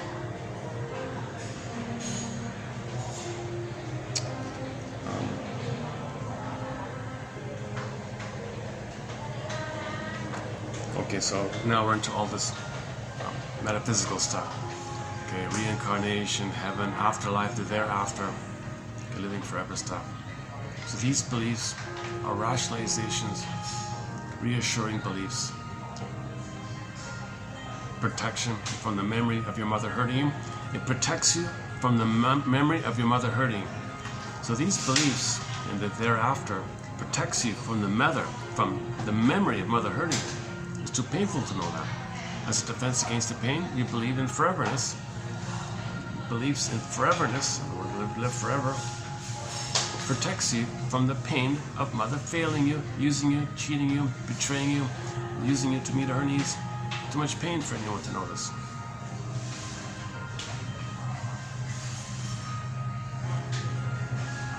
It was even supposed, in some stories, it was even supposed that the gods themselves had once been mortal and had suffered from a continual fear, but that they had obtained immortality somehow. Okay, here's the trick of the pillaging and plunder system. So, in order to plunder the planet, you tell people if you sacrifice, you'll live forever. So sacrifice your energy or whatever, yourself even, and help plunder the planet, and you'll live forever. So they would say these kind of things. You want to live forever? Well, you got to sacrifice. That's part of plundering. So religion is a Trojan horse, or a tool, or a front, or a way to plunder. So remember, we're plundering, as mentioned earlier. Religion is a front for, or a tool, or a means, or a Trojan horse, or some veil for it, or some bridgeway to it, or something, or some sales pitch for it, or some meet your psychological needs. Okay.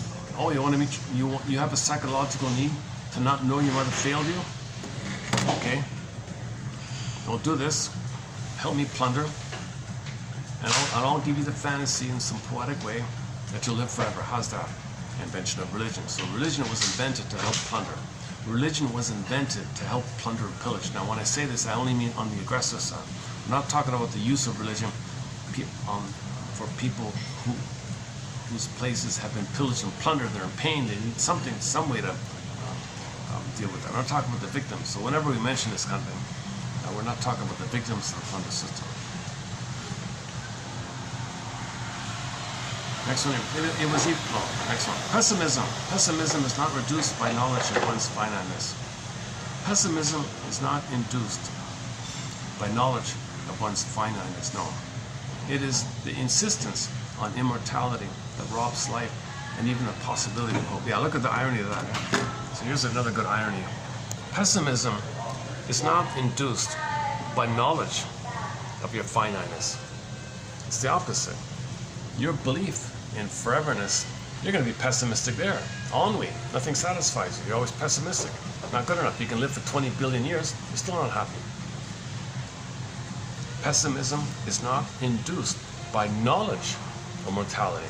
No, it's the opposite. You get the sweetness of living in the present, the sweetness of the ability to love, the sweetness of the ability to love.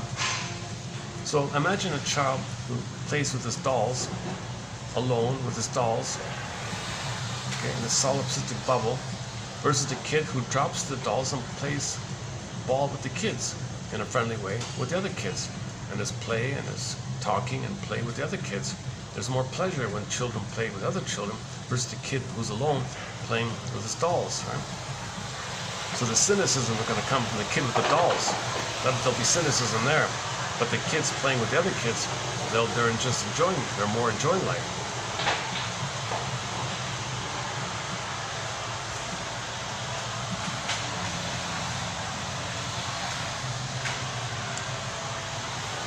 It is a victory of his narcissism. Because to him the art equals immortality. Okay. So if an artist does create a successful product, he feels special like that. So it fuels his specialness, it fuels his immortality, it fuels his narcissism.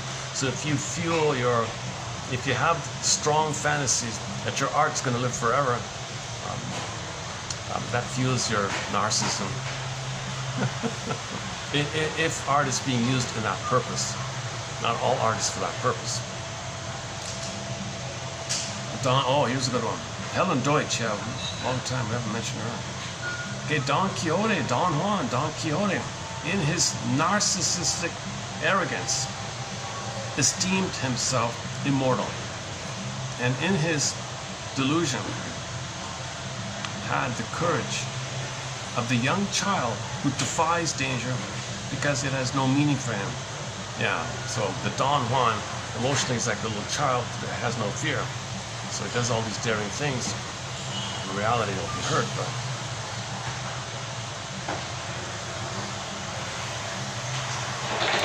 and this psychology is timeless. I mean, this psychology is always there with trauma. So so narcissism, ironically, is an eternal thing if trauma is always going on. But we're not supposed to indulge in that, you know. It's kind of like, I need to plunder in order to plunder, you know. So that's not nonsense. Oh, this next one here. Okay, this next one here is a little out of my zone here. I'm gonna have to pick up on this next one another time. I don't really quite get it. Yeah, there's something going on with it, but I don't know it. Okay, next one here. The psychic illusion of immortality, invulnerability, and omnipotence is maintained in many personal areas far into adult life. Oh gosh, that's nothing there. Okay, this one, just the same author, a slight branch, but the same author. He says here, crying at wedding ceremonies. Crying at wedding ceremonies. This is a universal phenomenon which strikes at the very core of life. Marriage ranks along with our birth and death as a time when barriers are broken down. So we all cry at weddings, right? So there's a moment of like the fantasy of the oneness, the timelessness. So you're safe with the timelessness, eternal bliss, a happy couple, their honeymoon phase. We wish we could have that, or it triggers the time when we had that. Or you live through them vicariously, or you're happy for them, you know.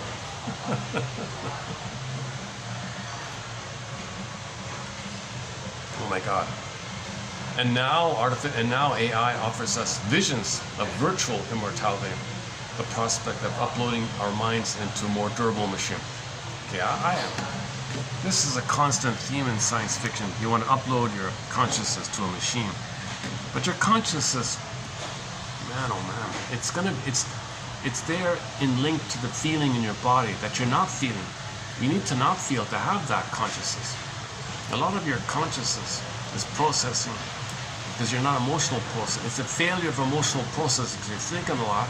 It's a failure of emotional process. Ruminating, thinking, this, could it be this, could it be this, searching for answers.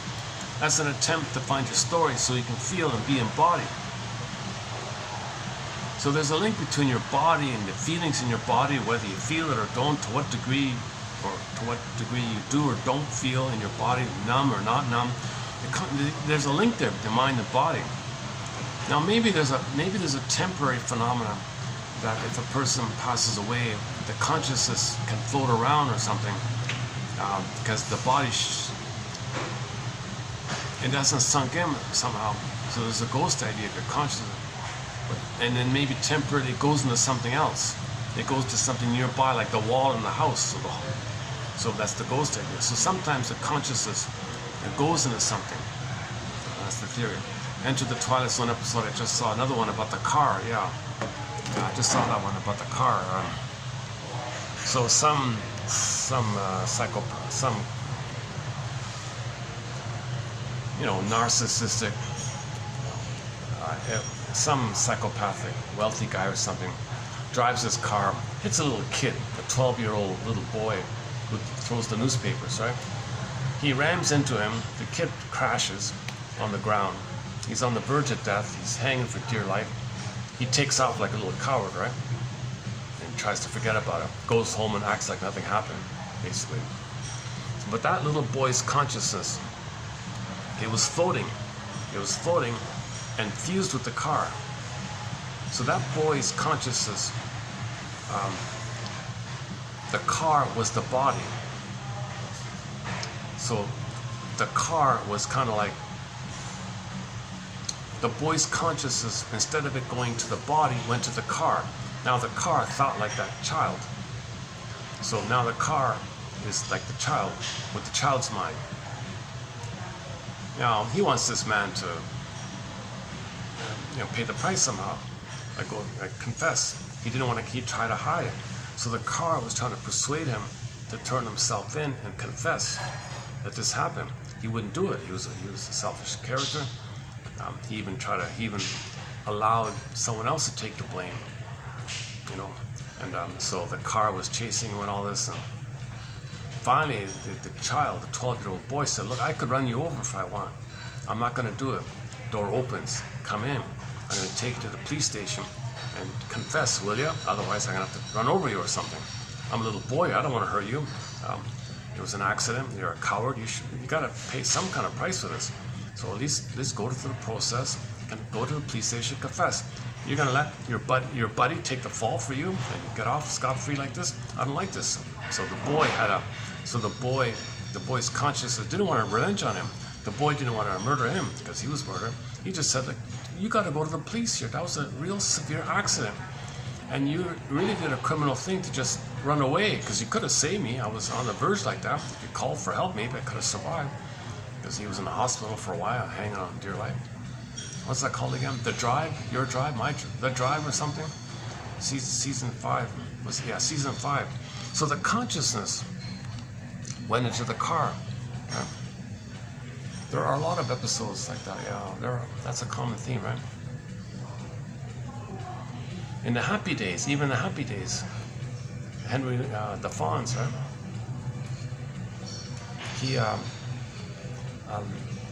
He bought a car. The Fonz bought a car, like an antique car from long ago or something. That car long ago was driven by a pretty girl who crashed, and her mind went into the car. So her psyche went into the car. He bought the car. Her psyche went into his mind. Now he was seeing this woman in his mind out of him, projected out. And, oh, there's the girl, the pretty girl from the past.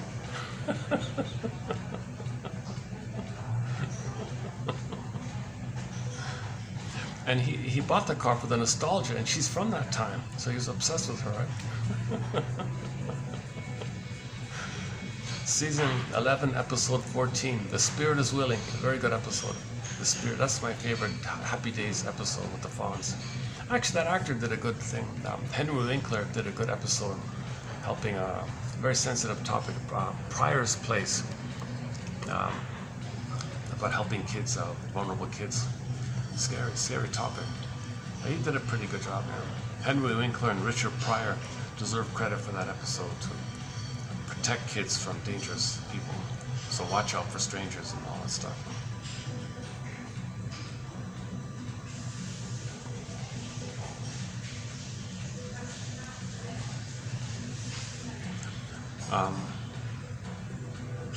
In the Twilight Zone episode called From Agnes with Love, the programmer never had oneness with the mother. So somehow he put it into his programs that he wished for that. He wanted that. Agnes picked up on it, identified with it, now wants it itself. So Agnes turned onto the geek and said, "I want oneness with you."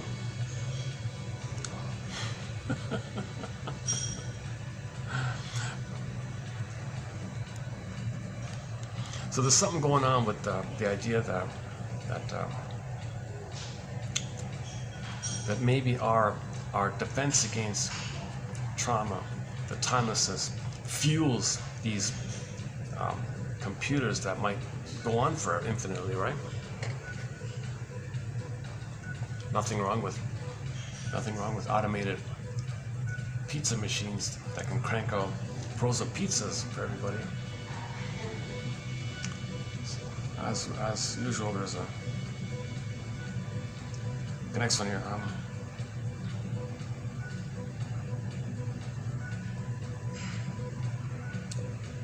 Immortality, retribution, the world after death are all reflections of our inner psyche.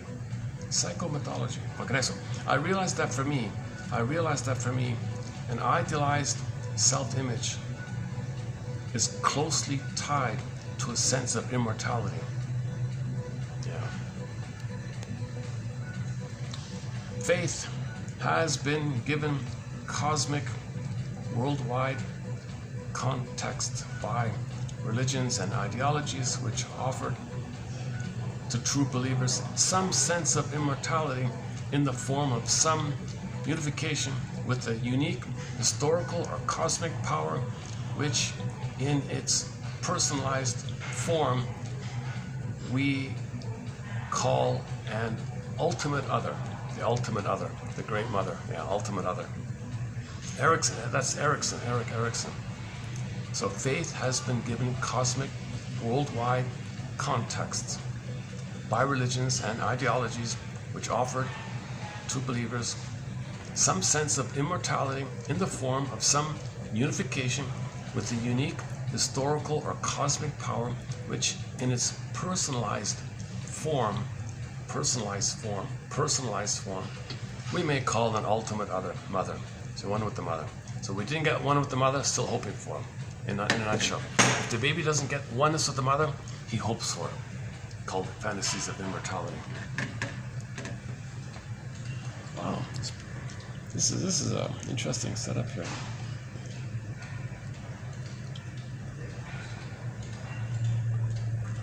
This is too good to be true. Can I really? Yeah, there's still a guest over there. Okay. This is a. If I'm able to use this regularly, oh my God, this might possibly be a new venue for me. Oh my goodness. I can't believe this has been here all this time. Or is this just a fluke? Well, hang on. Oh, Mel Faber, yeah, okay. Feelings of immortality or omnipotence derive from the mothering influence, from the narcissistic investment of the mother in the child, or alternatively, from the child's defensive attempt to deny a sense of worthlessness, which is derived primarily from the mother's negative attitude.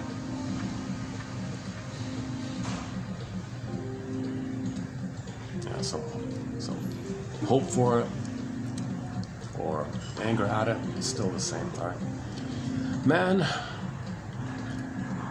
Man remains mortal and continues to be beset by the same anxieties that have plagued him ever since he first began his career on earth.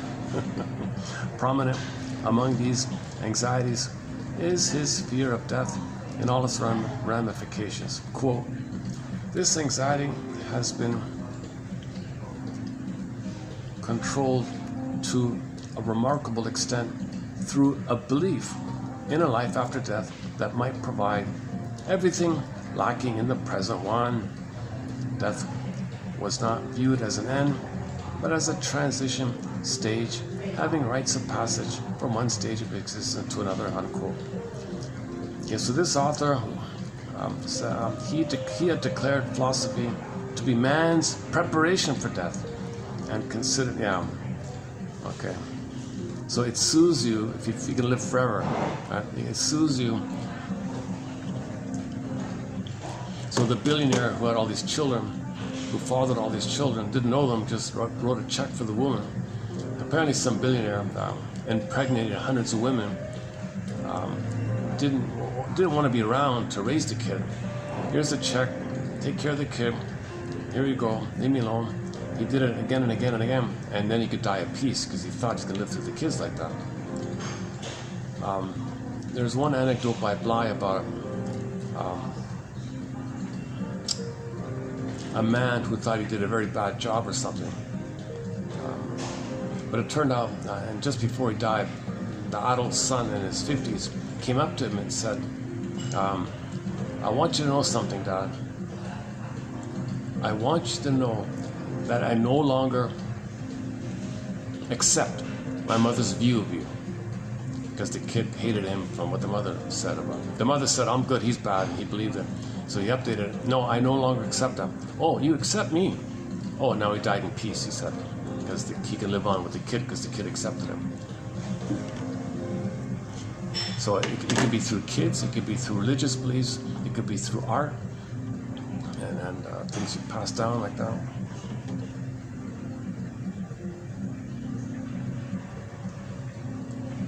He had declared philosophy to be man's preparation for death and considered the belief in immortality, quote, man's greatest and sweet hope.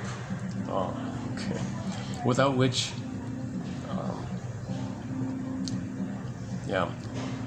and society might be affected by it. So some people think this helps keep society in order a little bit when people have these ideas. The last one here. Fantasies of emptiness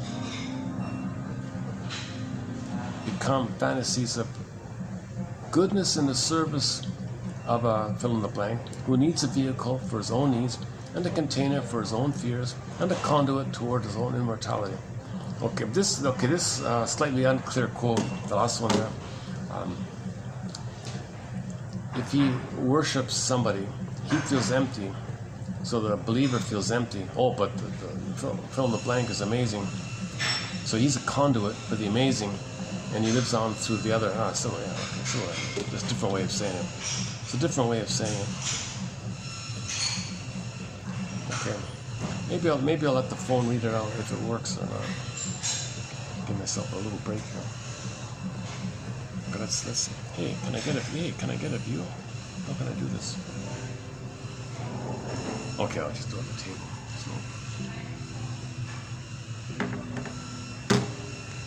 Sometimes the phone reads it out, sometimes it doesn't. So I'm going to read out 31:16 here. Let's see if it works. Oh, what's this?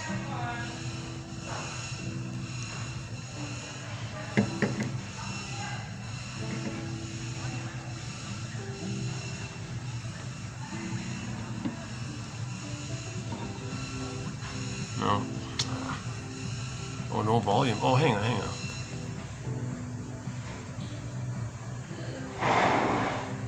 No, it's not. The wish for immortality is firmly rooted in the mother-child relationship of the first 3 years of life / the intense investment in, and idealization of, grandchildren serves several developmental and defensive purposes, namely, 1, as a narcissistic buffer against the traumas of old age and the nearness of death, 2, as a wish for continuation of life through genetic immortality, and 3, as a denial of imperfections in the self through selective identification with desirable qualities in the grandchild / there is a price to pay for immortality. We're cheating nature.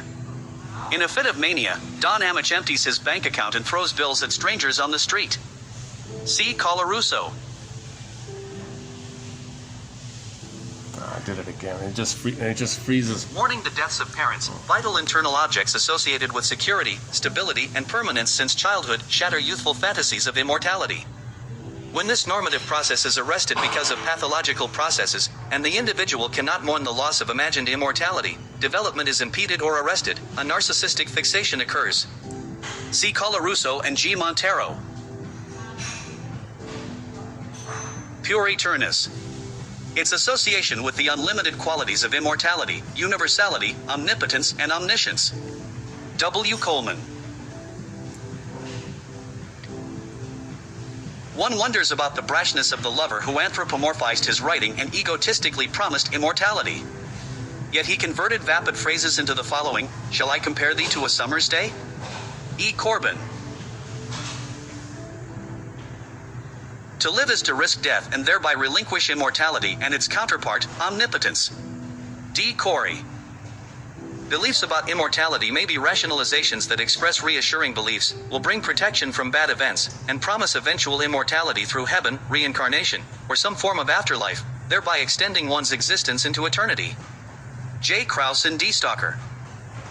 It was even supposed that the gods themselves had once been mortal, and had suffered from a continual dread of death, but that they had obtained immortality through continual sacrifices. See Daly. Pessimism is not induced by knowledge of one's finiteness, it is the insistence on immortality that robs life of even the possibility of hope. L. de Rosies. It is a victory of his narcissism because to him the art product equals immortality. F. Deutsch.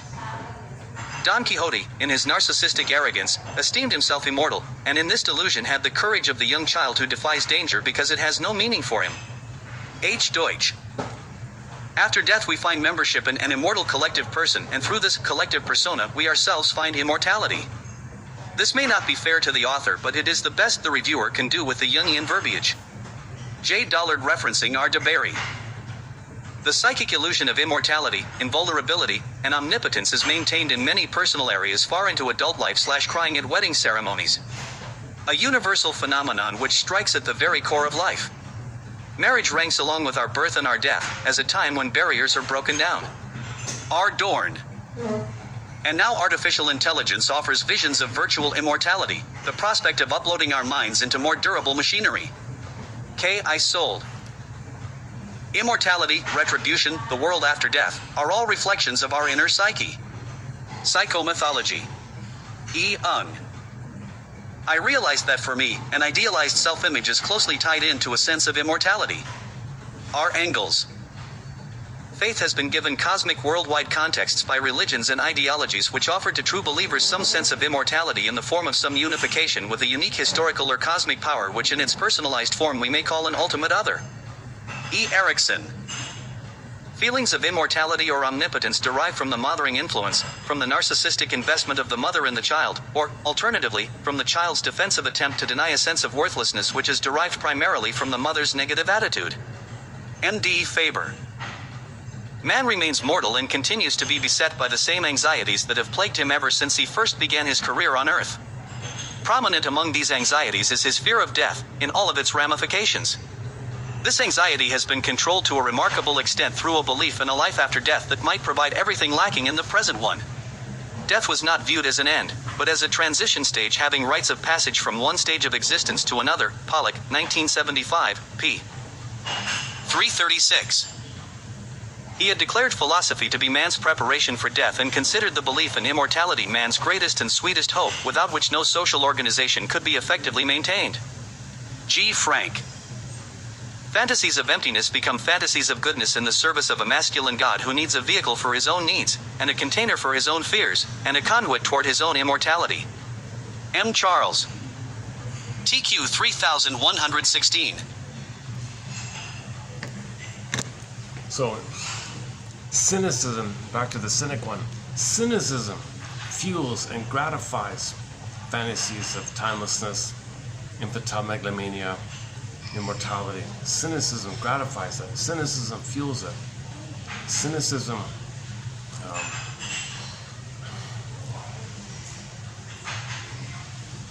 because cynicism, you're all good, everyone else is no good, right?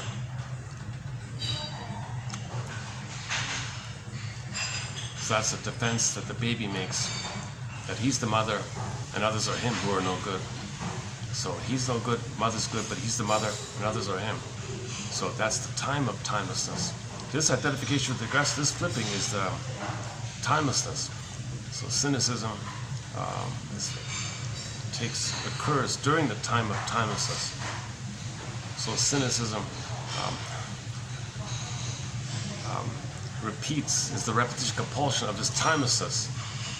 So we could also say cynicism feeds into ideas of immortality and timelessness and narcissism. So give thee all hope for a better childhood past. Give thee all, wrestle with narcissism, wrestle with timelessness, wrestle with immortality, wrestle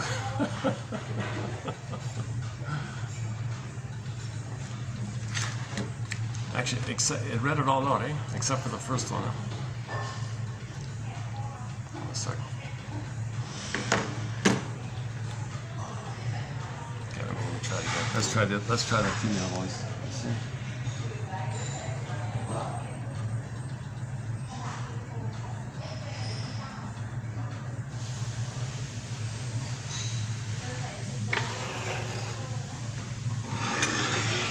Okay, let's try the female voice. Let's see if this works.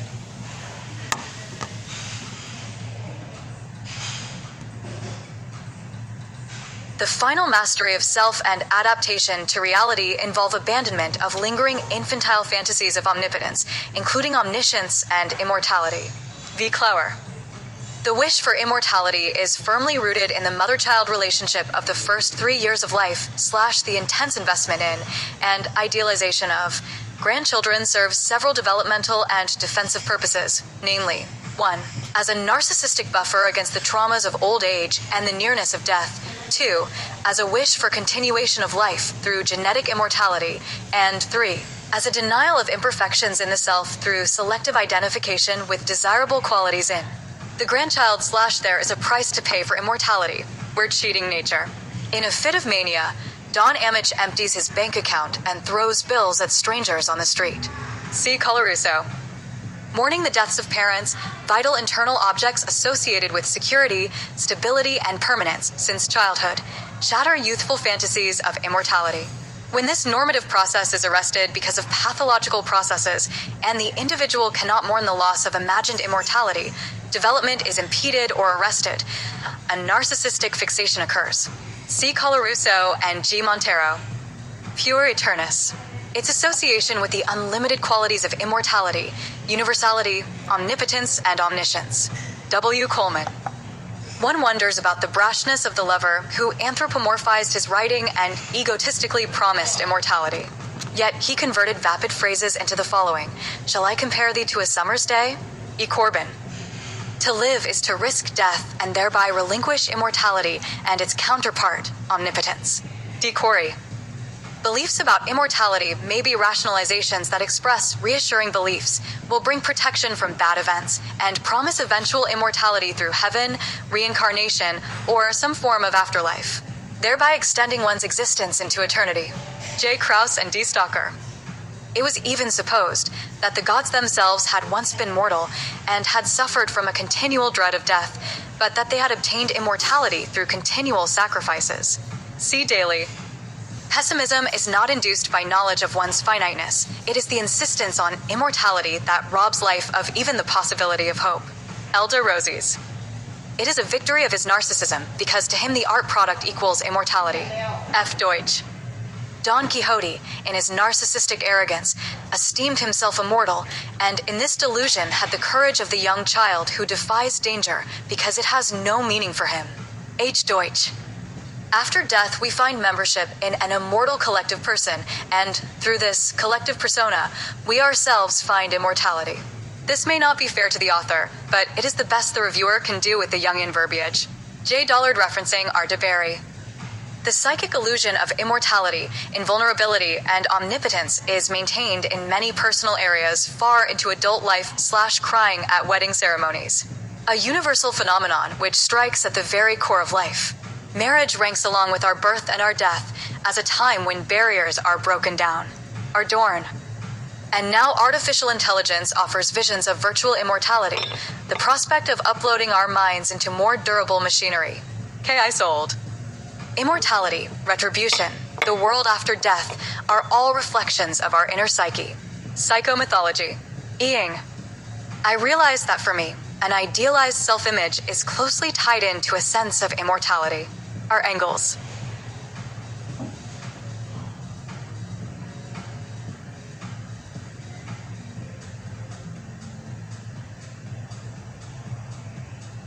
Just stopped, huh? No, it just stopped partway through. I didn't continue. It just stalled on me partway through it. Faith has been given cosmic worldwide contexts by religions and ideologies, which offer to true believers some sense of immortality in the form of some unification with a unique historical or cosmic power, which in its personalized form we may call an ultimate other. E. Erickson.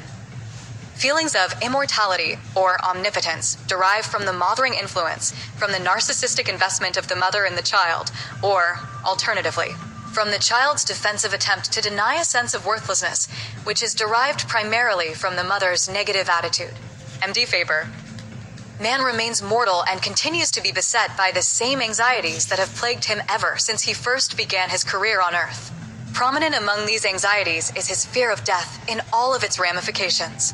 This anxiety has been controlled to a remarkable extent through a belief in a life after death that might provide everything lacking in the present one. Death was not viewed as an end, but as a transition stage having rites of passage from one stage of existence to another. Pollock, 1975, p. 336. He had declared philosophy to be man's preparation for death and considered the belief in immortality man's greatest and sweetest hope, without which no social organization could be effectively maintained. G. Frank.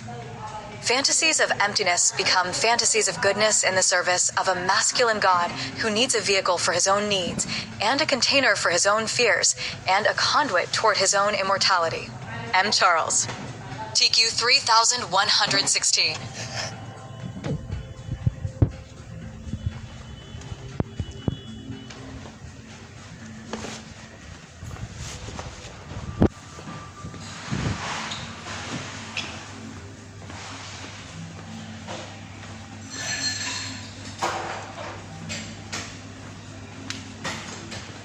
Thank you.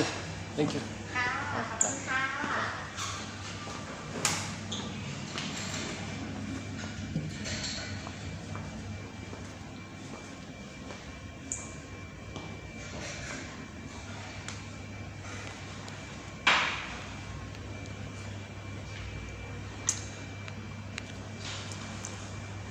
So, yeah, one of the quotes, a little confusing for me.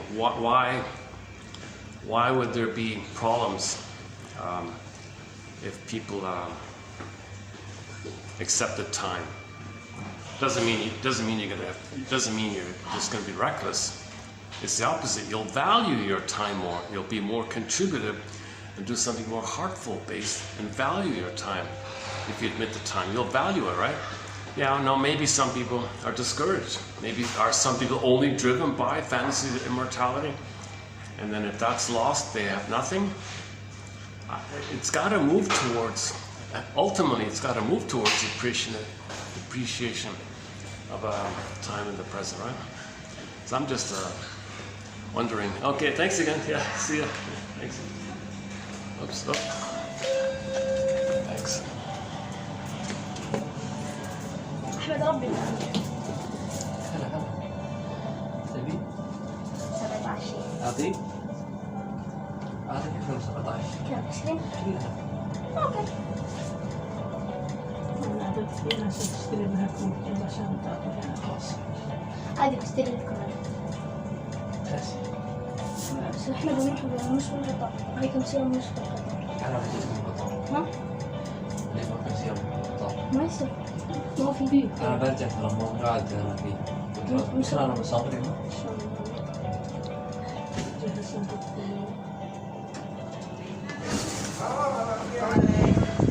Dissolving. How are you?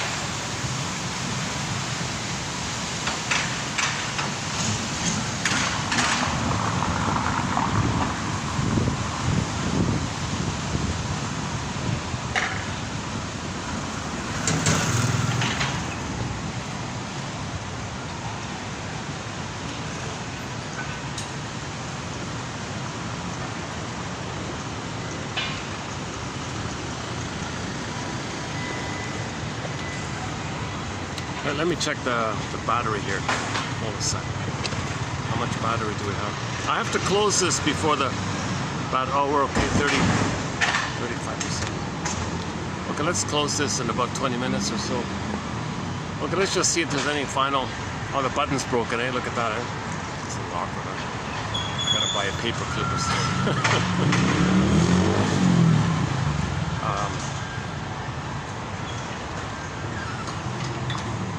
Let me go to my spot. Any final thoughts about immortality, timelessness?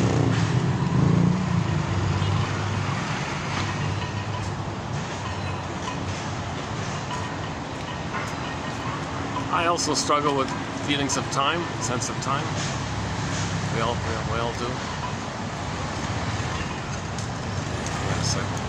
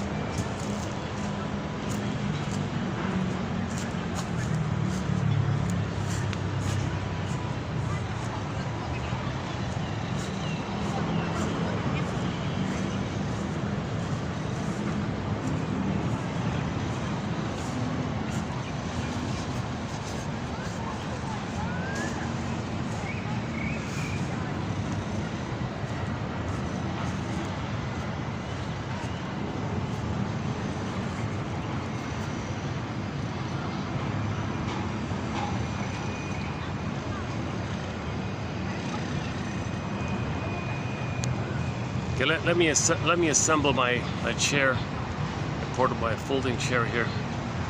Here's the most recently added song to our soundtrack, a song called "Loneliness" by an independent rock band out of they're currently based in Luxembourg. Great band. So we have two of their songs on the soundtrack. This is one of them, called "Loneliness." Okay.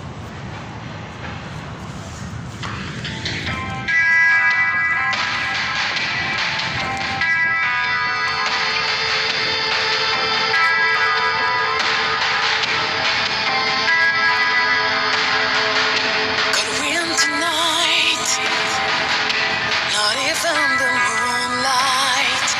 My heart is cold, as cold as a stone. Inside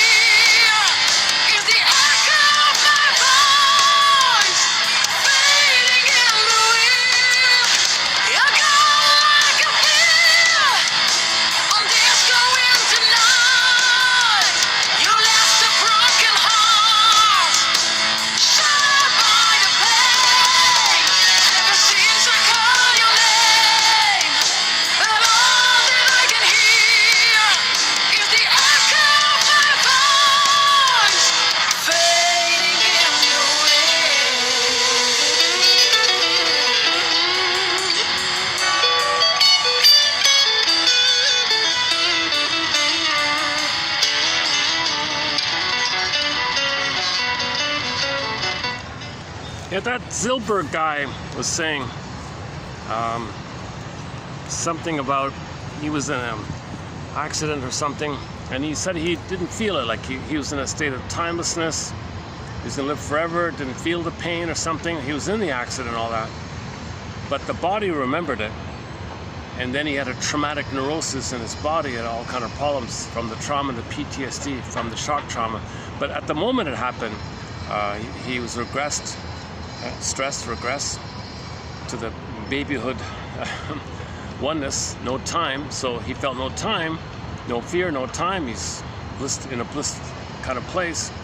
But then it kicks in, and he had traumatic neurosis like that, right? Yeah, interesting day today, my goodness. New venue. How are we doing here? Why does I feel it's funny about that? I feel I usually keep this button up here. This shirt is a little has a little button thing here. Okay. So there's a that's interesting. Eh? So there's a little bit of a. I realize I'm not a handsome person, so I want to minimize the awkwardness here. Cut down on the embarrassing side of myself, make it as palatable as possible. My speaking is filled with anxiety, ums and ahs all over the place. So hopefully, once again, my disclaimer, I have not been analyzed. Played Joni Mitchell's song, This Flight Tonight, made popular by Dan McCafferty. I'd be on this flight tonight and do a full analysis. Look for my blind spots. Okay, play the song by Bruce Springsteen, Blind Spot. So if you're dysfunctional and you don't know why, well, there's a blind spot, something in your unconscious. Do it again and again, forever, eternal. Your dysfunction is forever, right? Libby Russell says you can have 20 lifetimes in some kind of dysfunctional pattern. It doesn't correct it. Because in the unconscious, timeless. In the bag, it's timeless. So your behavior outwardly, in front, it's you can do it forever. Timeless there, forever here. Well,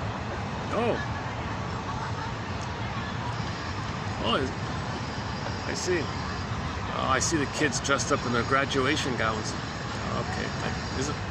What's going on here? What? Oh, it's the fall, right? Oh, I see.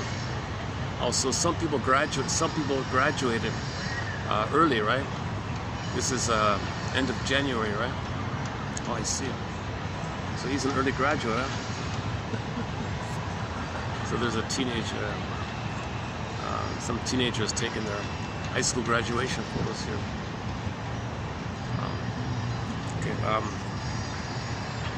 Oh, my chair is falling apart here. I'm doing okay here. Hold on a second. Sometimes I can't get the right balance here.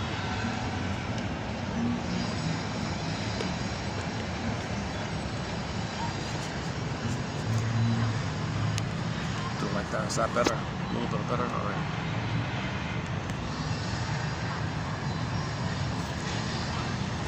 Yeah, let me enjoy the weather today here.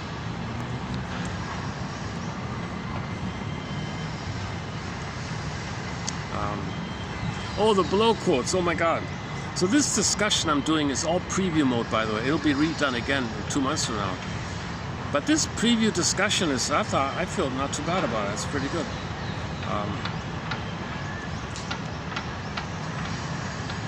I find myself thinking more about, relax.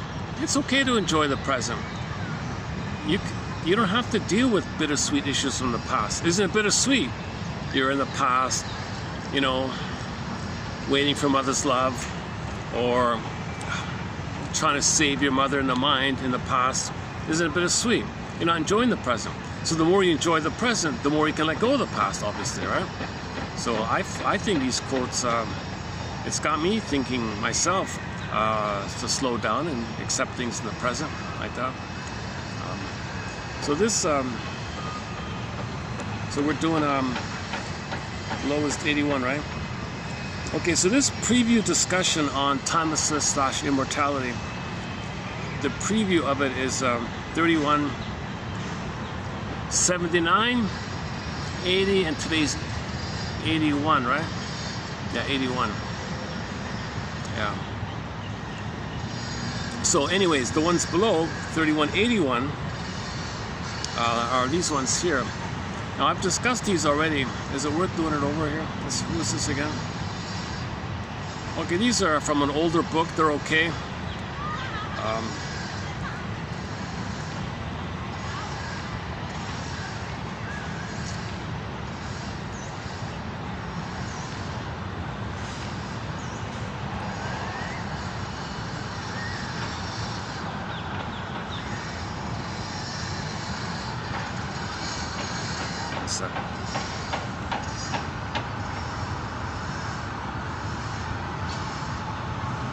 Oh, about prejudice. Okay, about prejudice. The ones below about prejudice.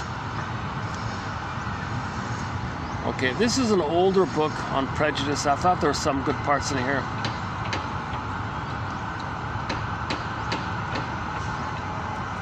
This is a part of it then.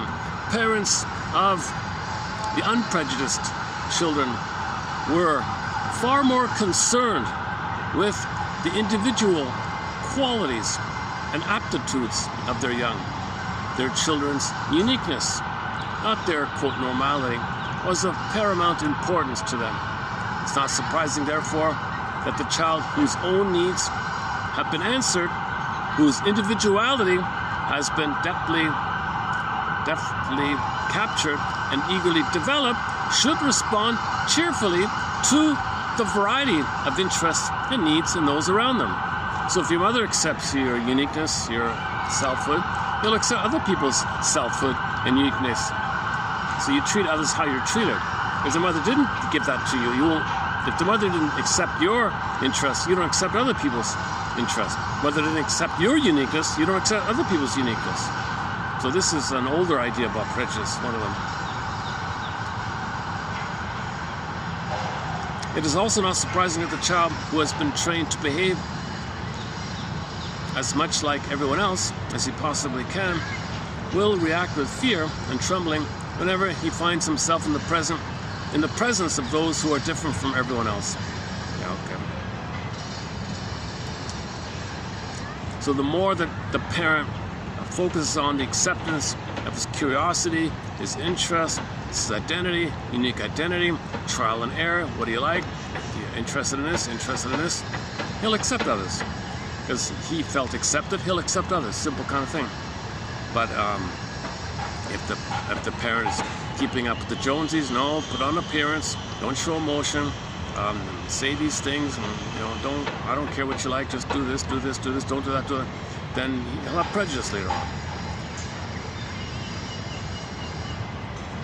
Sympathy, understanding, acceptance of oneself, and therefore of others, must be learned in childhood if they are to become permanent character traits. They can be learned there, however, only if they are experienced there, obviously. Sometimes, to be sure, they are acquired later in life and belatedly tacked onto one's personality.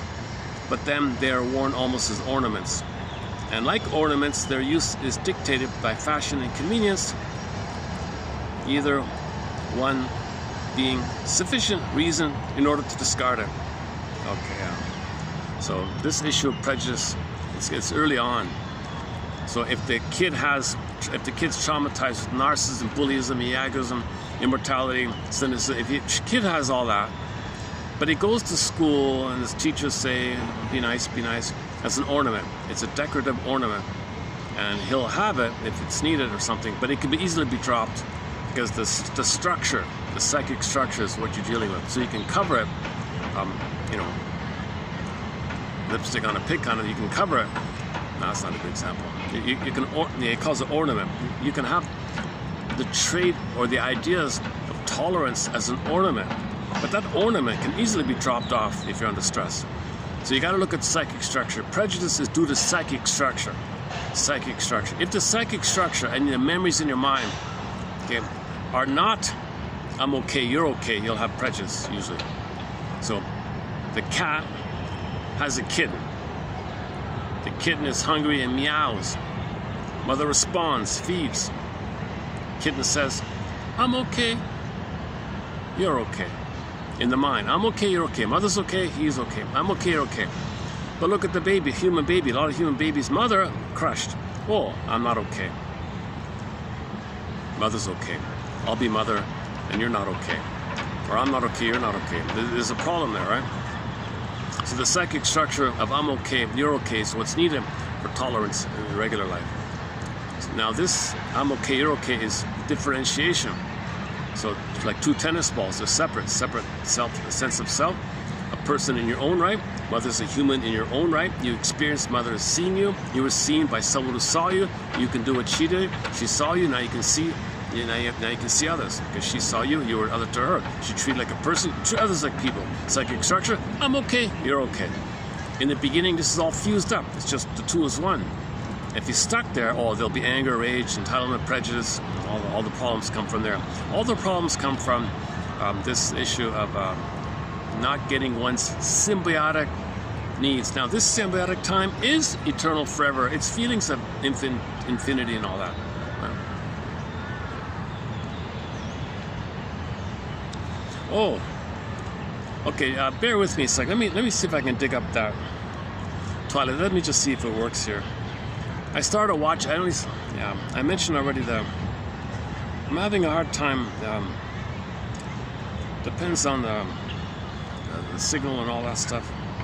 Let me see if I can get that Twilight Zone episode back. One second. Apparently there's a channel, a 24/7 TV channel called the Twilight Zone channel. If you can get it, I would watch that. Oh. Okay, I forgot about this one. Yeah, here's another one. Here's another one called The Seventh is Made Up of Phantoms. Okay, this is a tribute to in season 4. I talked a fair bit about one called The 30 Fathom Grave.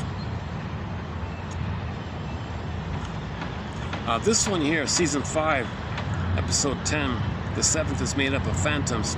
It's sort of a new edition of it. It's like a version of it. So it's a fun way to present a story, actually, where everyone is experiencing what you're experiencing. So in the original one, 30 Fathom Grave,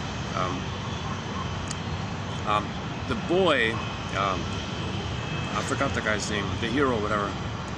When he was a baby, he had a lot of guilt, pain. So when mothers hurt the babies, they say, I'm wrong, I'm guilty, it's my fault, sorry mother, you're great, you're amazing, you're a goddess, I'm defective, I'm no good, I'm unworthy, I'm defective, I'm shame, I'm guilt. So all babies, to get along with their mothers, say, I'm not okay, you're okay.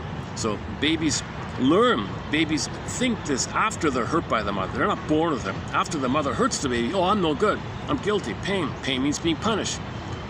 Punished because mother didn't want him, defective, shame and guilt. Oh my God. Or albatross already. So we're already burdened with feelings of unconscious guilt when mother doesn't meet our needs. And mother must be seen as good, need to know. Baby can't know mother's hurting him. Baby can't know it. He'd freak out. He can't do it. So to organize it, to account for what's going on. I'm guilty. I'm wrong. I'm in debt. I owe. I do. I'm defective. I'm no good. Mother's amazing. Something wrong with me. I did wrong. I'm punished. I'm in pain. So this like that. So he had a severe case of that, right? I forgot the guy. What's the guy's name again? Son of a gun. Just call him Mr. A. I don't know. So Mr. A, as a baby, had a babyhood trauma, childhood trauma.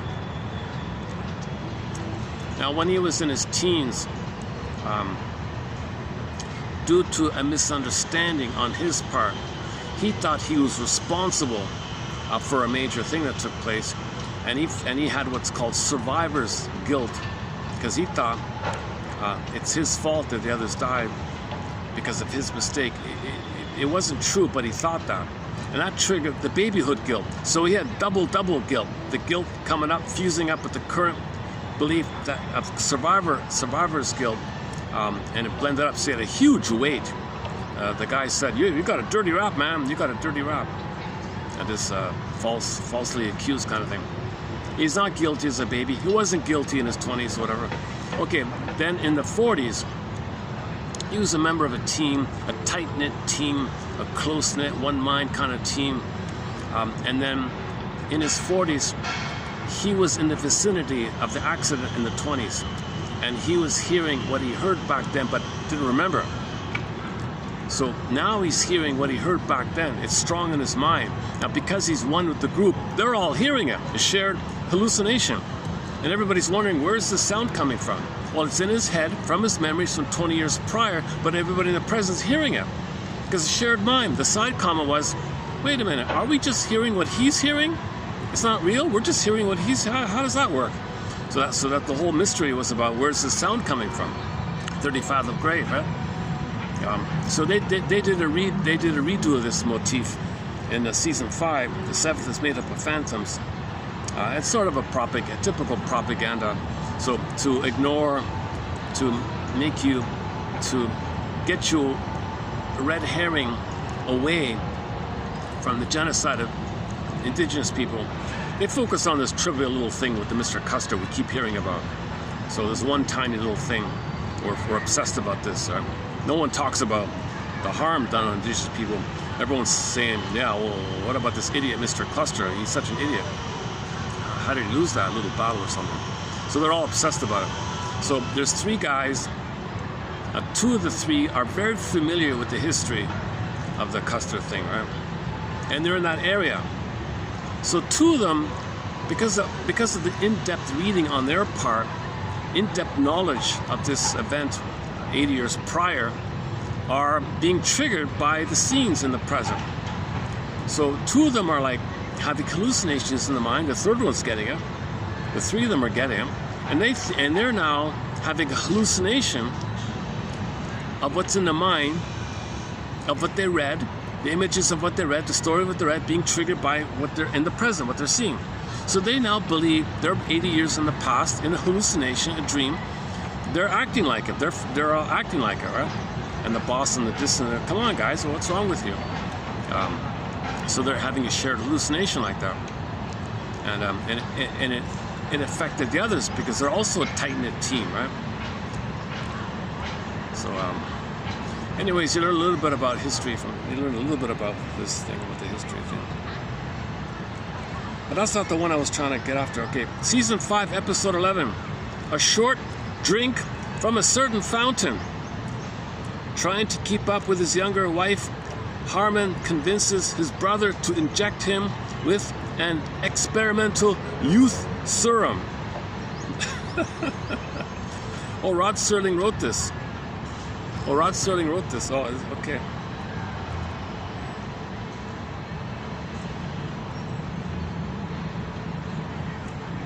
Yeah, it's a good. Yeah, he's good. Rod Serling's great. There's a statue of him now in his hometown, Rod Serling. They just put it up a year ago. Okay, let's see. This will show up here. Hang on. Maybe I can just show some images or something. I only saw the first 5 minutes, driving me crazy. I can't. It's not showing up here. Let's see if it'll. Loading. Okay, hold on a sec.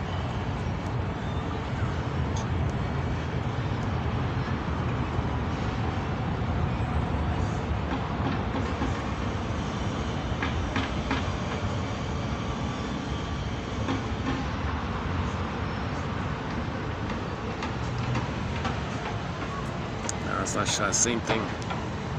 Yeah, so I'm not getting it. It's just circling around endlessly. I really want to talk about this episode because Rod Serling, he's very much onto the mother complex. He's really into the mother complex. He's very aware of it, and no,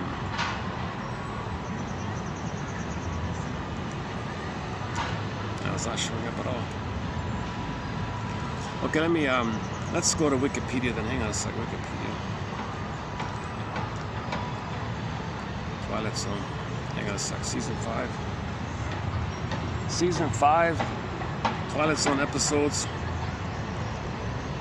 Episode 11. When a man takes a youth serum, the potion goes beyond its intended effect and he regresses to infancy. More about this episode. All right.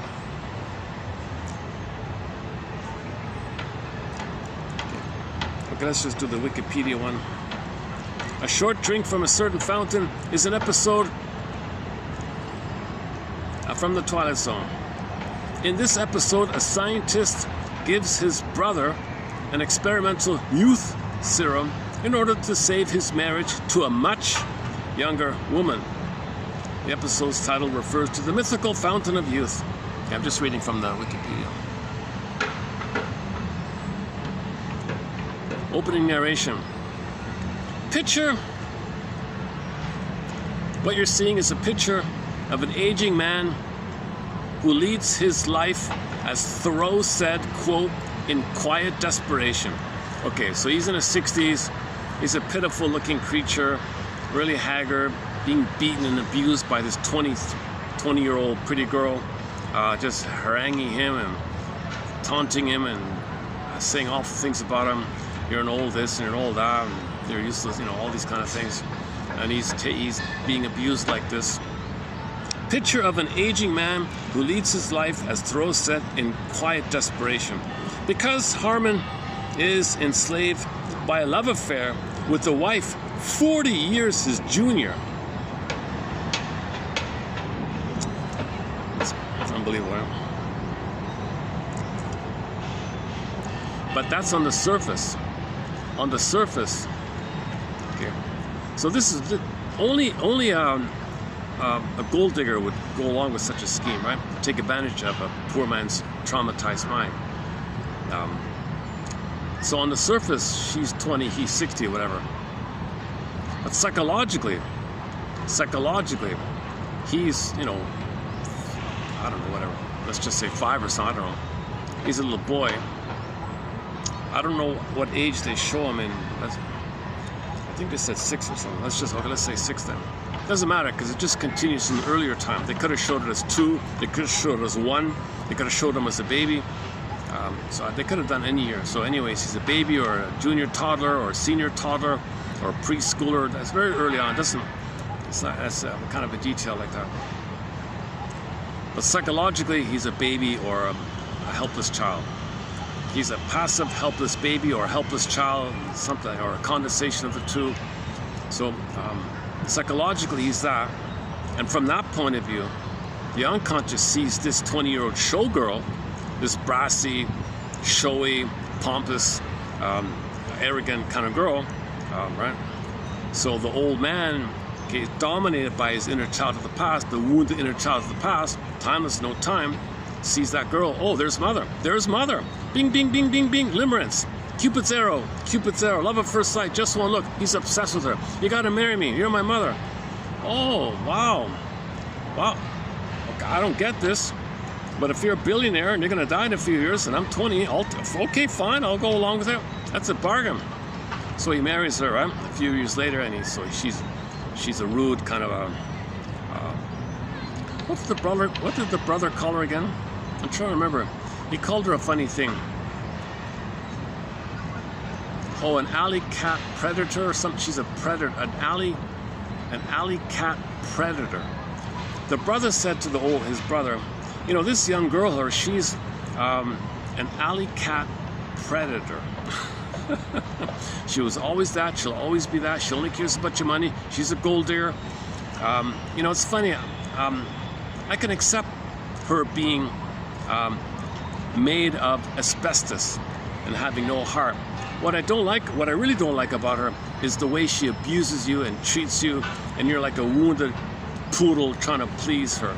You're a wounded, pathetic, pitiful poodle trying to please this chorus girl who treats you so badly and like that. So this seems to convey the abuse as a baby he felt with the rejecting mother not around, or maybe the nanny was there and nanny didn't want the job, the plastic bottle rubber nipple was used, the force feeding, schedule feeding, rough handling, and the mother handling the baby in a rough way, hurting the baby, hitting the baby, maybe being treated very badly. So he's kind of frozen in his time capsule, timeless, immortal, timeless, forever. So his unconscious, he's 60-something, and finally, in his 60s, he meets a girl just like her. He's crazy about her and hopes to get mother's love in the past. Not consciously aware of it. That's why the brother's kind of gives up trying to persuade him. He's dominated by the unconscious deep for the hope for mother will love him. Now the girl on her end, was abused herself, obviously, transfers the abusive mother onto the world, including men, and feels entitled to suck dry and spit out, okay, oral rage, oral need, oral entitlement. So here's an opportunity to siphon all the man's money, money's mother, so the girl is going to take all the man's.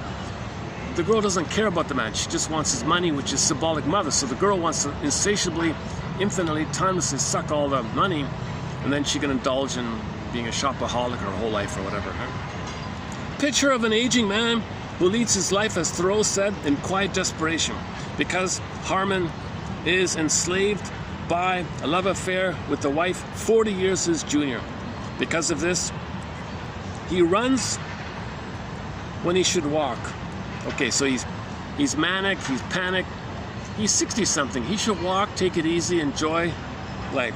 He surrenders when simple pride dictates the stand. Simple pride dictates the stand, but he surrenders to her. Like a child, helpless baby child, he surrenders. No, accept reality. Take a stand. You're 60-something. Enjoy your golden years. Take a stand. Oh my God. He pines away for the lost morning of his life when he should be enjoying the evening. Yeah, he's not enjoying the golden years. He's pining away for the missing morning of life, the early life. Oh my goodness. Wow. There's some real, talk about attention. There's it's funny about this.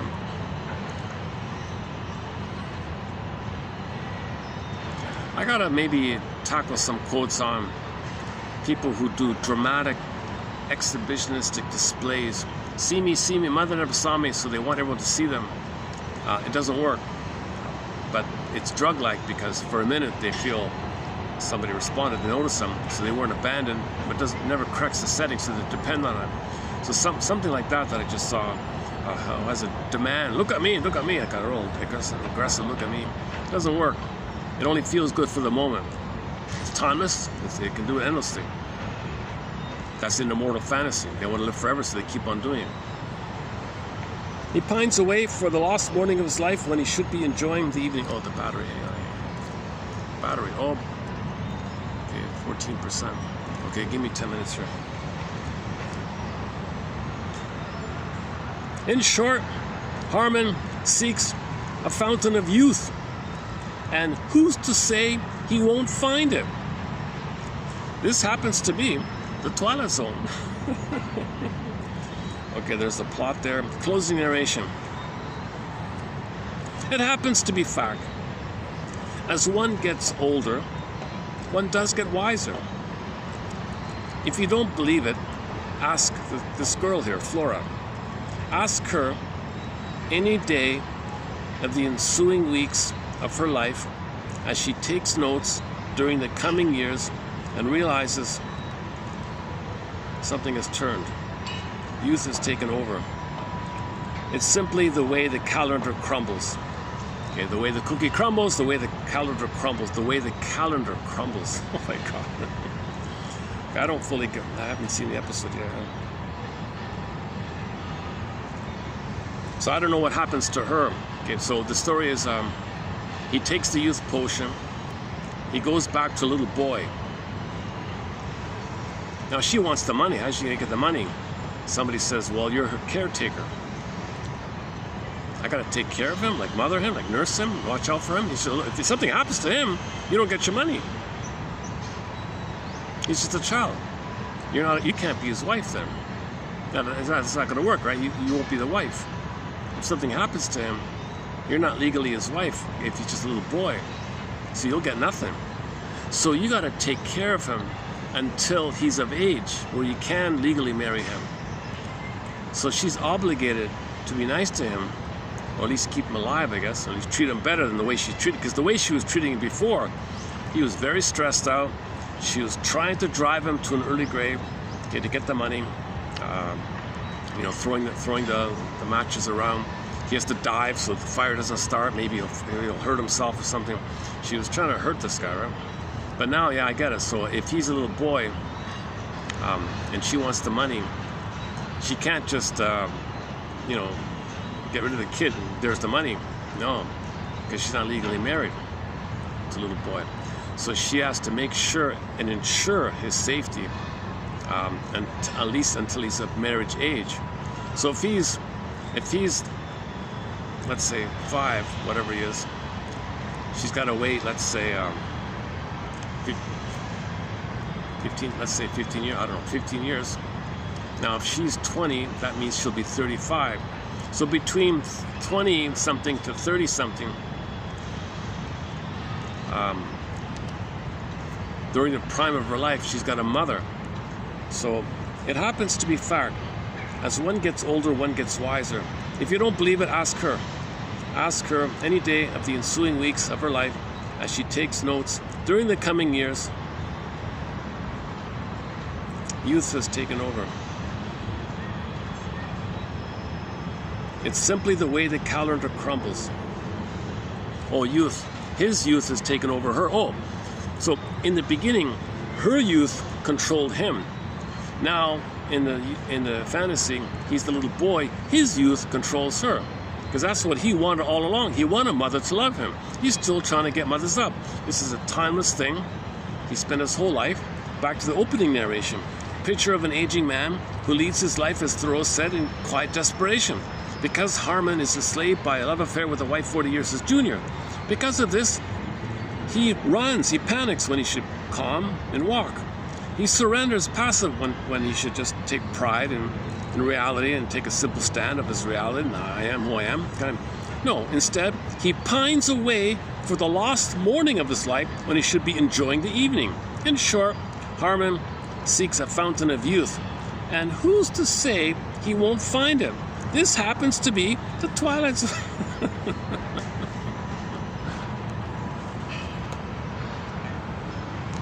So the folly of fantasies of immortality, the folly of still trying to get oneness with your mother, means you're not enjoying the present.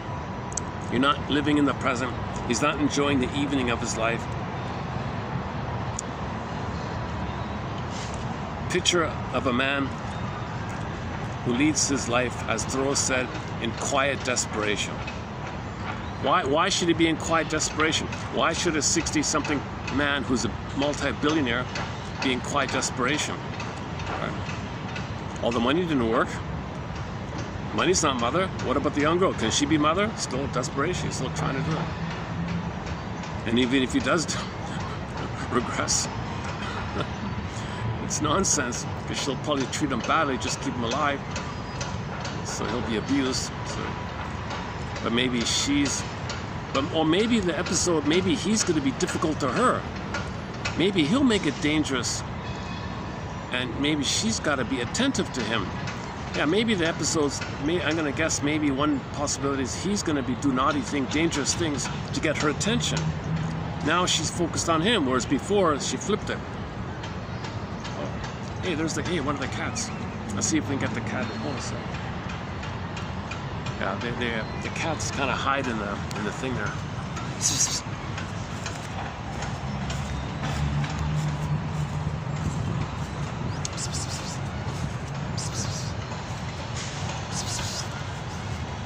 Hey there. Are you pick-upable? Are you gonna let me pick you up? I can't see you, huh? You're kind of hiding there, huh? Let's see. Are you gonna let me pick you up? No, probably not. Eh? Let's see. Hold on a sec. Oh. All right. I don't really know that one.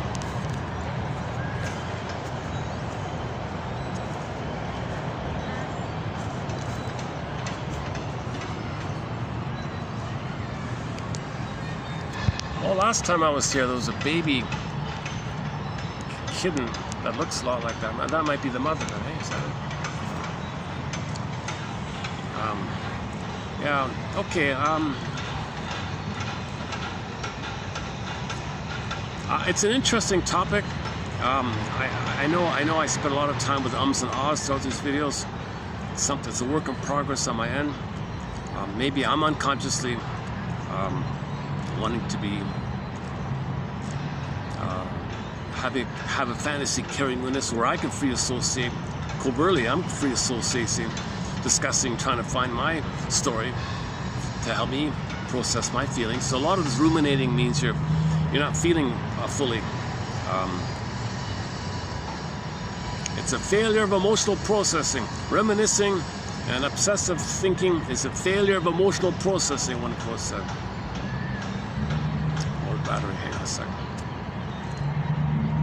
9%. Look at that, eh? All right.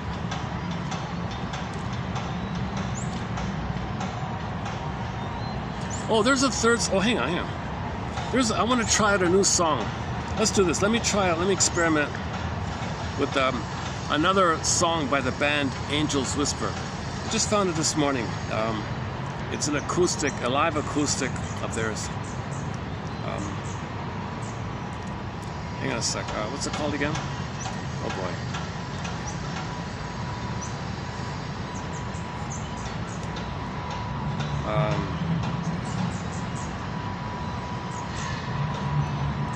Is it going to show up easily here?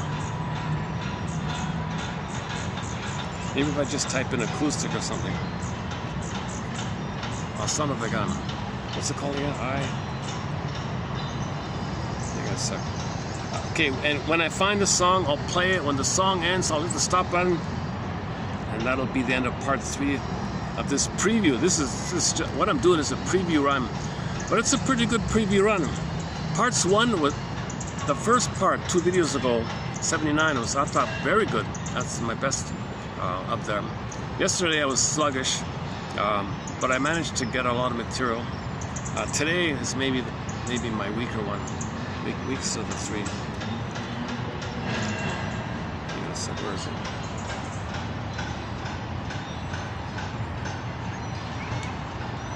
Acoustic. I remember it being an acoustic song here.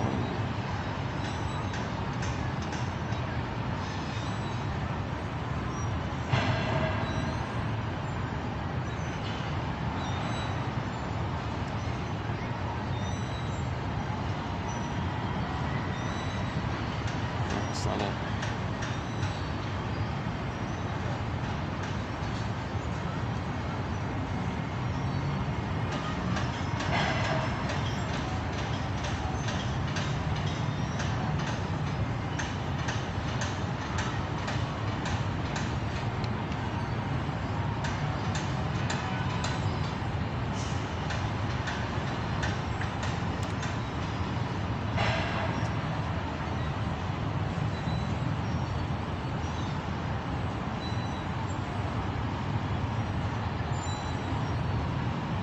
Unplugged. Okay.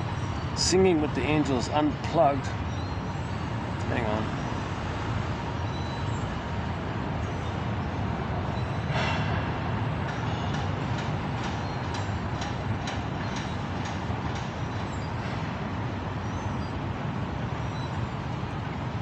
Track listing. Boy, it's really, yeah, it's a little slow uploading. It's very slow here.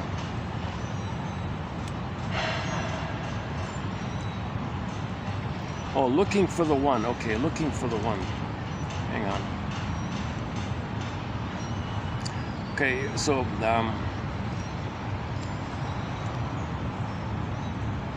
Loneliness and The Phone Call we have already on our soundtrack.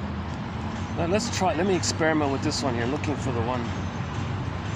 Looking.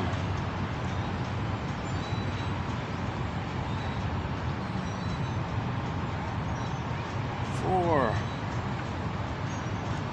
the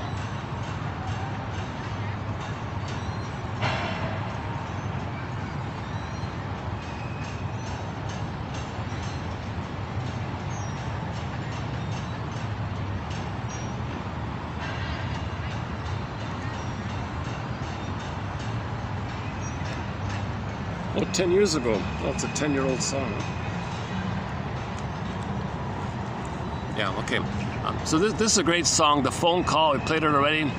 And Loneliness. Now here's the third one. I want to try out this third one here. Looking for the one. It's just her, the singer, a French lady, and her 2 buddies on acoustic guitars here. Okay, any final thoughts here? May the psychoanalytic perspective be with you. Metaphors be with you. Serve you, help you. Metaphors. May the metaphors serve you and help you, inspire you, encourage you, help you to make links between unconscious to conscious. May the quest to confront and wrestle with this issue of anything about foreverness and timelessness, think about how that might be a reflection of some trauma, and trauma early on before the age of 3 takes place in a time where there's no time, timelessness. So timelessness and immortality are linked. And like that Mr. living the lives of quiet desperation, like that silly old poodle man or something.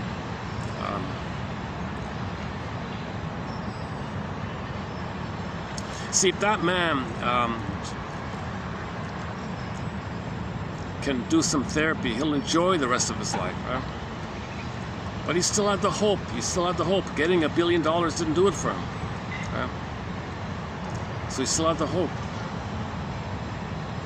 that some representative of his mother, some quote-unquote carbon copy, psychic copy of his mother, an emotional reincarnation of the mother, from the baby's point of, from the eyes of the baby or the feelings of the baby, he still hopes to get mother's love. He's in a state of timelessness. He didn't enjoy his life. Although he's got $1 billion, he did not enjoy his life. He has every right to be extremely happy having $1 billion in his 60s. He can literally enjoy the finest nectar, apricot nectar.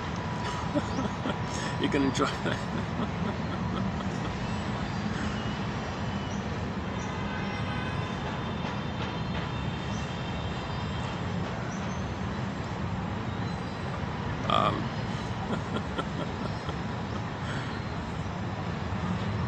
Okay. Battery check. Oh, 4%. Oh my God. Okay, I'll see you next time.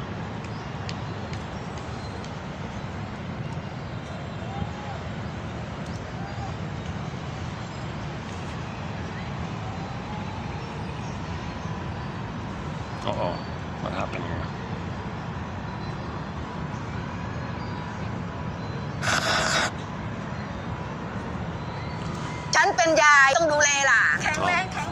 Sorry. Hang on. As usual, wait for the ad to end here.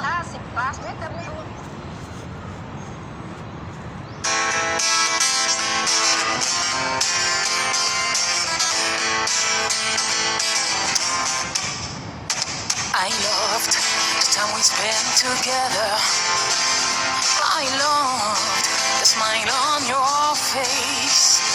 I loved the smell of the coffee in the morning when you're by my side. Never mind the bitterness of life. I don't mind the choice you made. I saw the tears in your eyes sometimes when you had the blues. Ooh, I'm searching for someone I never find, even on the other side. Ooh, I'm looking for the love, praying the sky above, for the one I need to find. I miss your head on my shoulder. I miss the smell of your skin. I need the touch of your fingers in my hair when I'm in pain. Oh, remember the life we had together. Remember the good time with our friends. I still see the kids playing all around us. Ooh, I'm searching for someone I never find, even on the other side. Ooh, I'm looking for the love, praying the sky above, for the one I need to find. Oh, I just need you to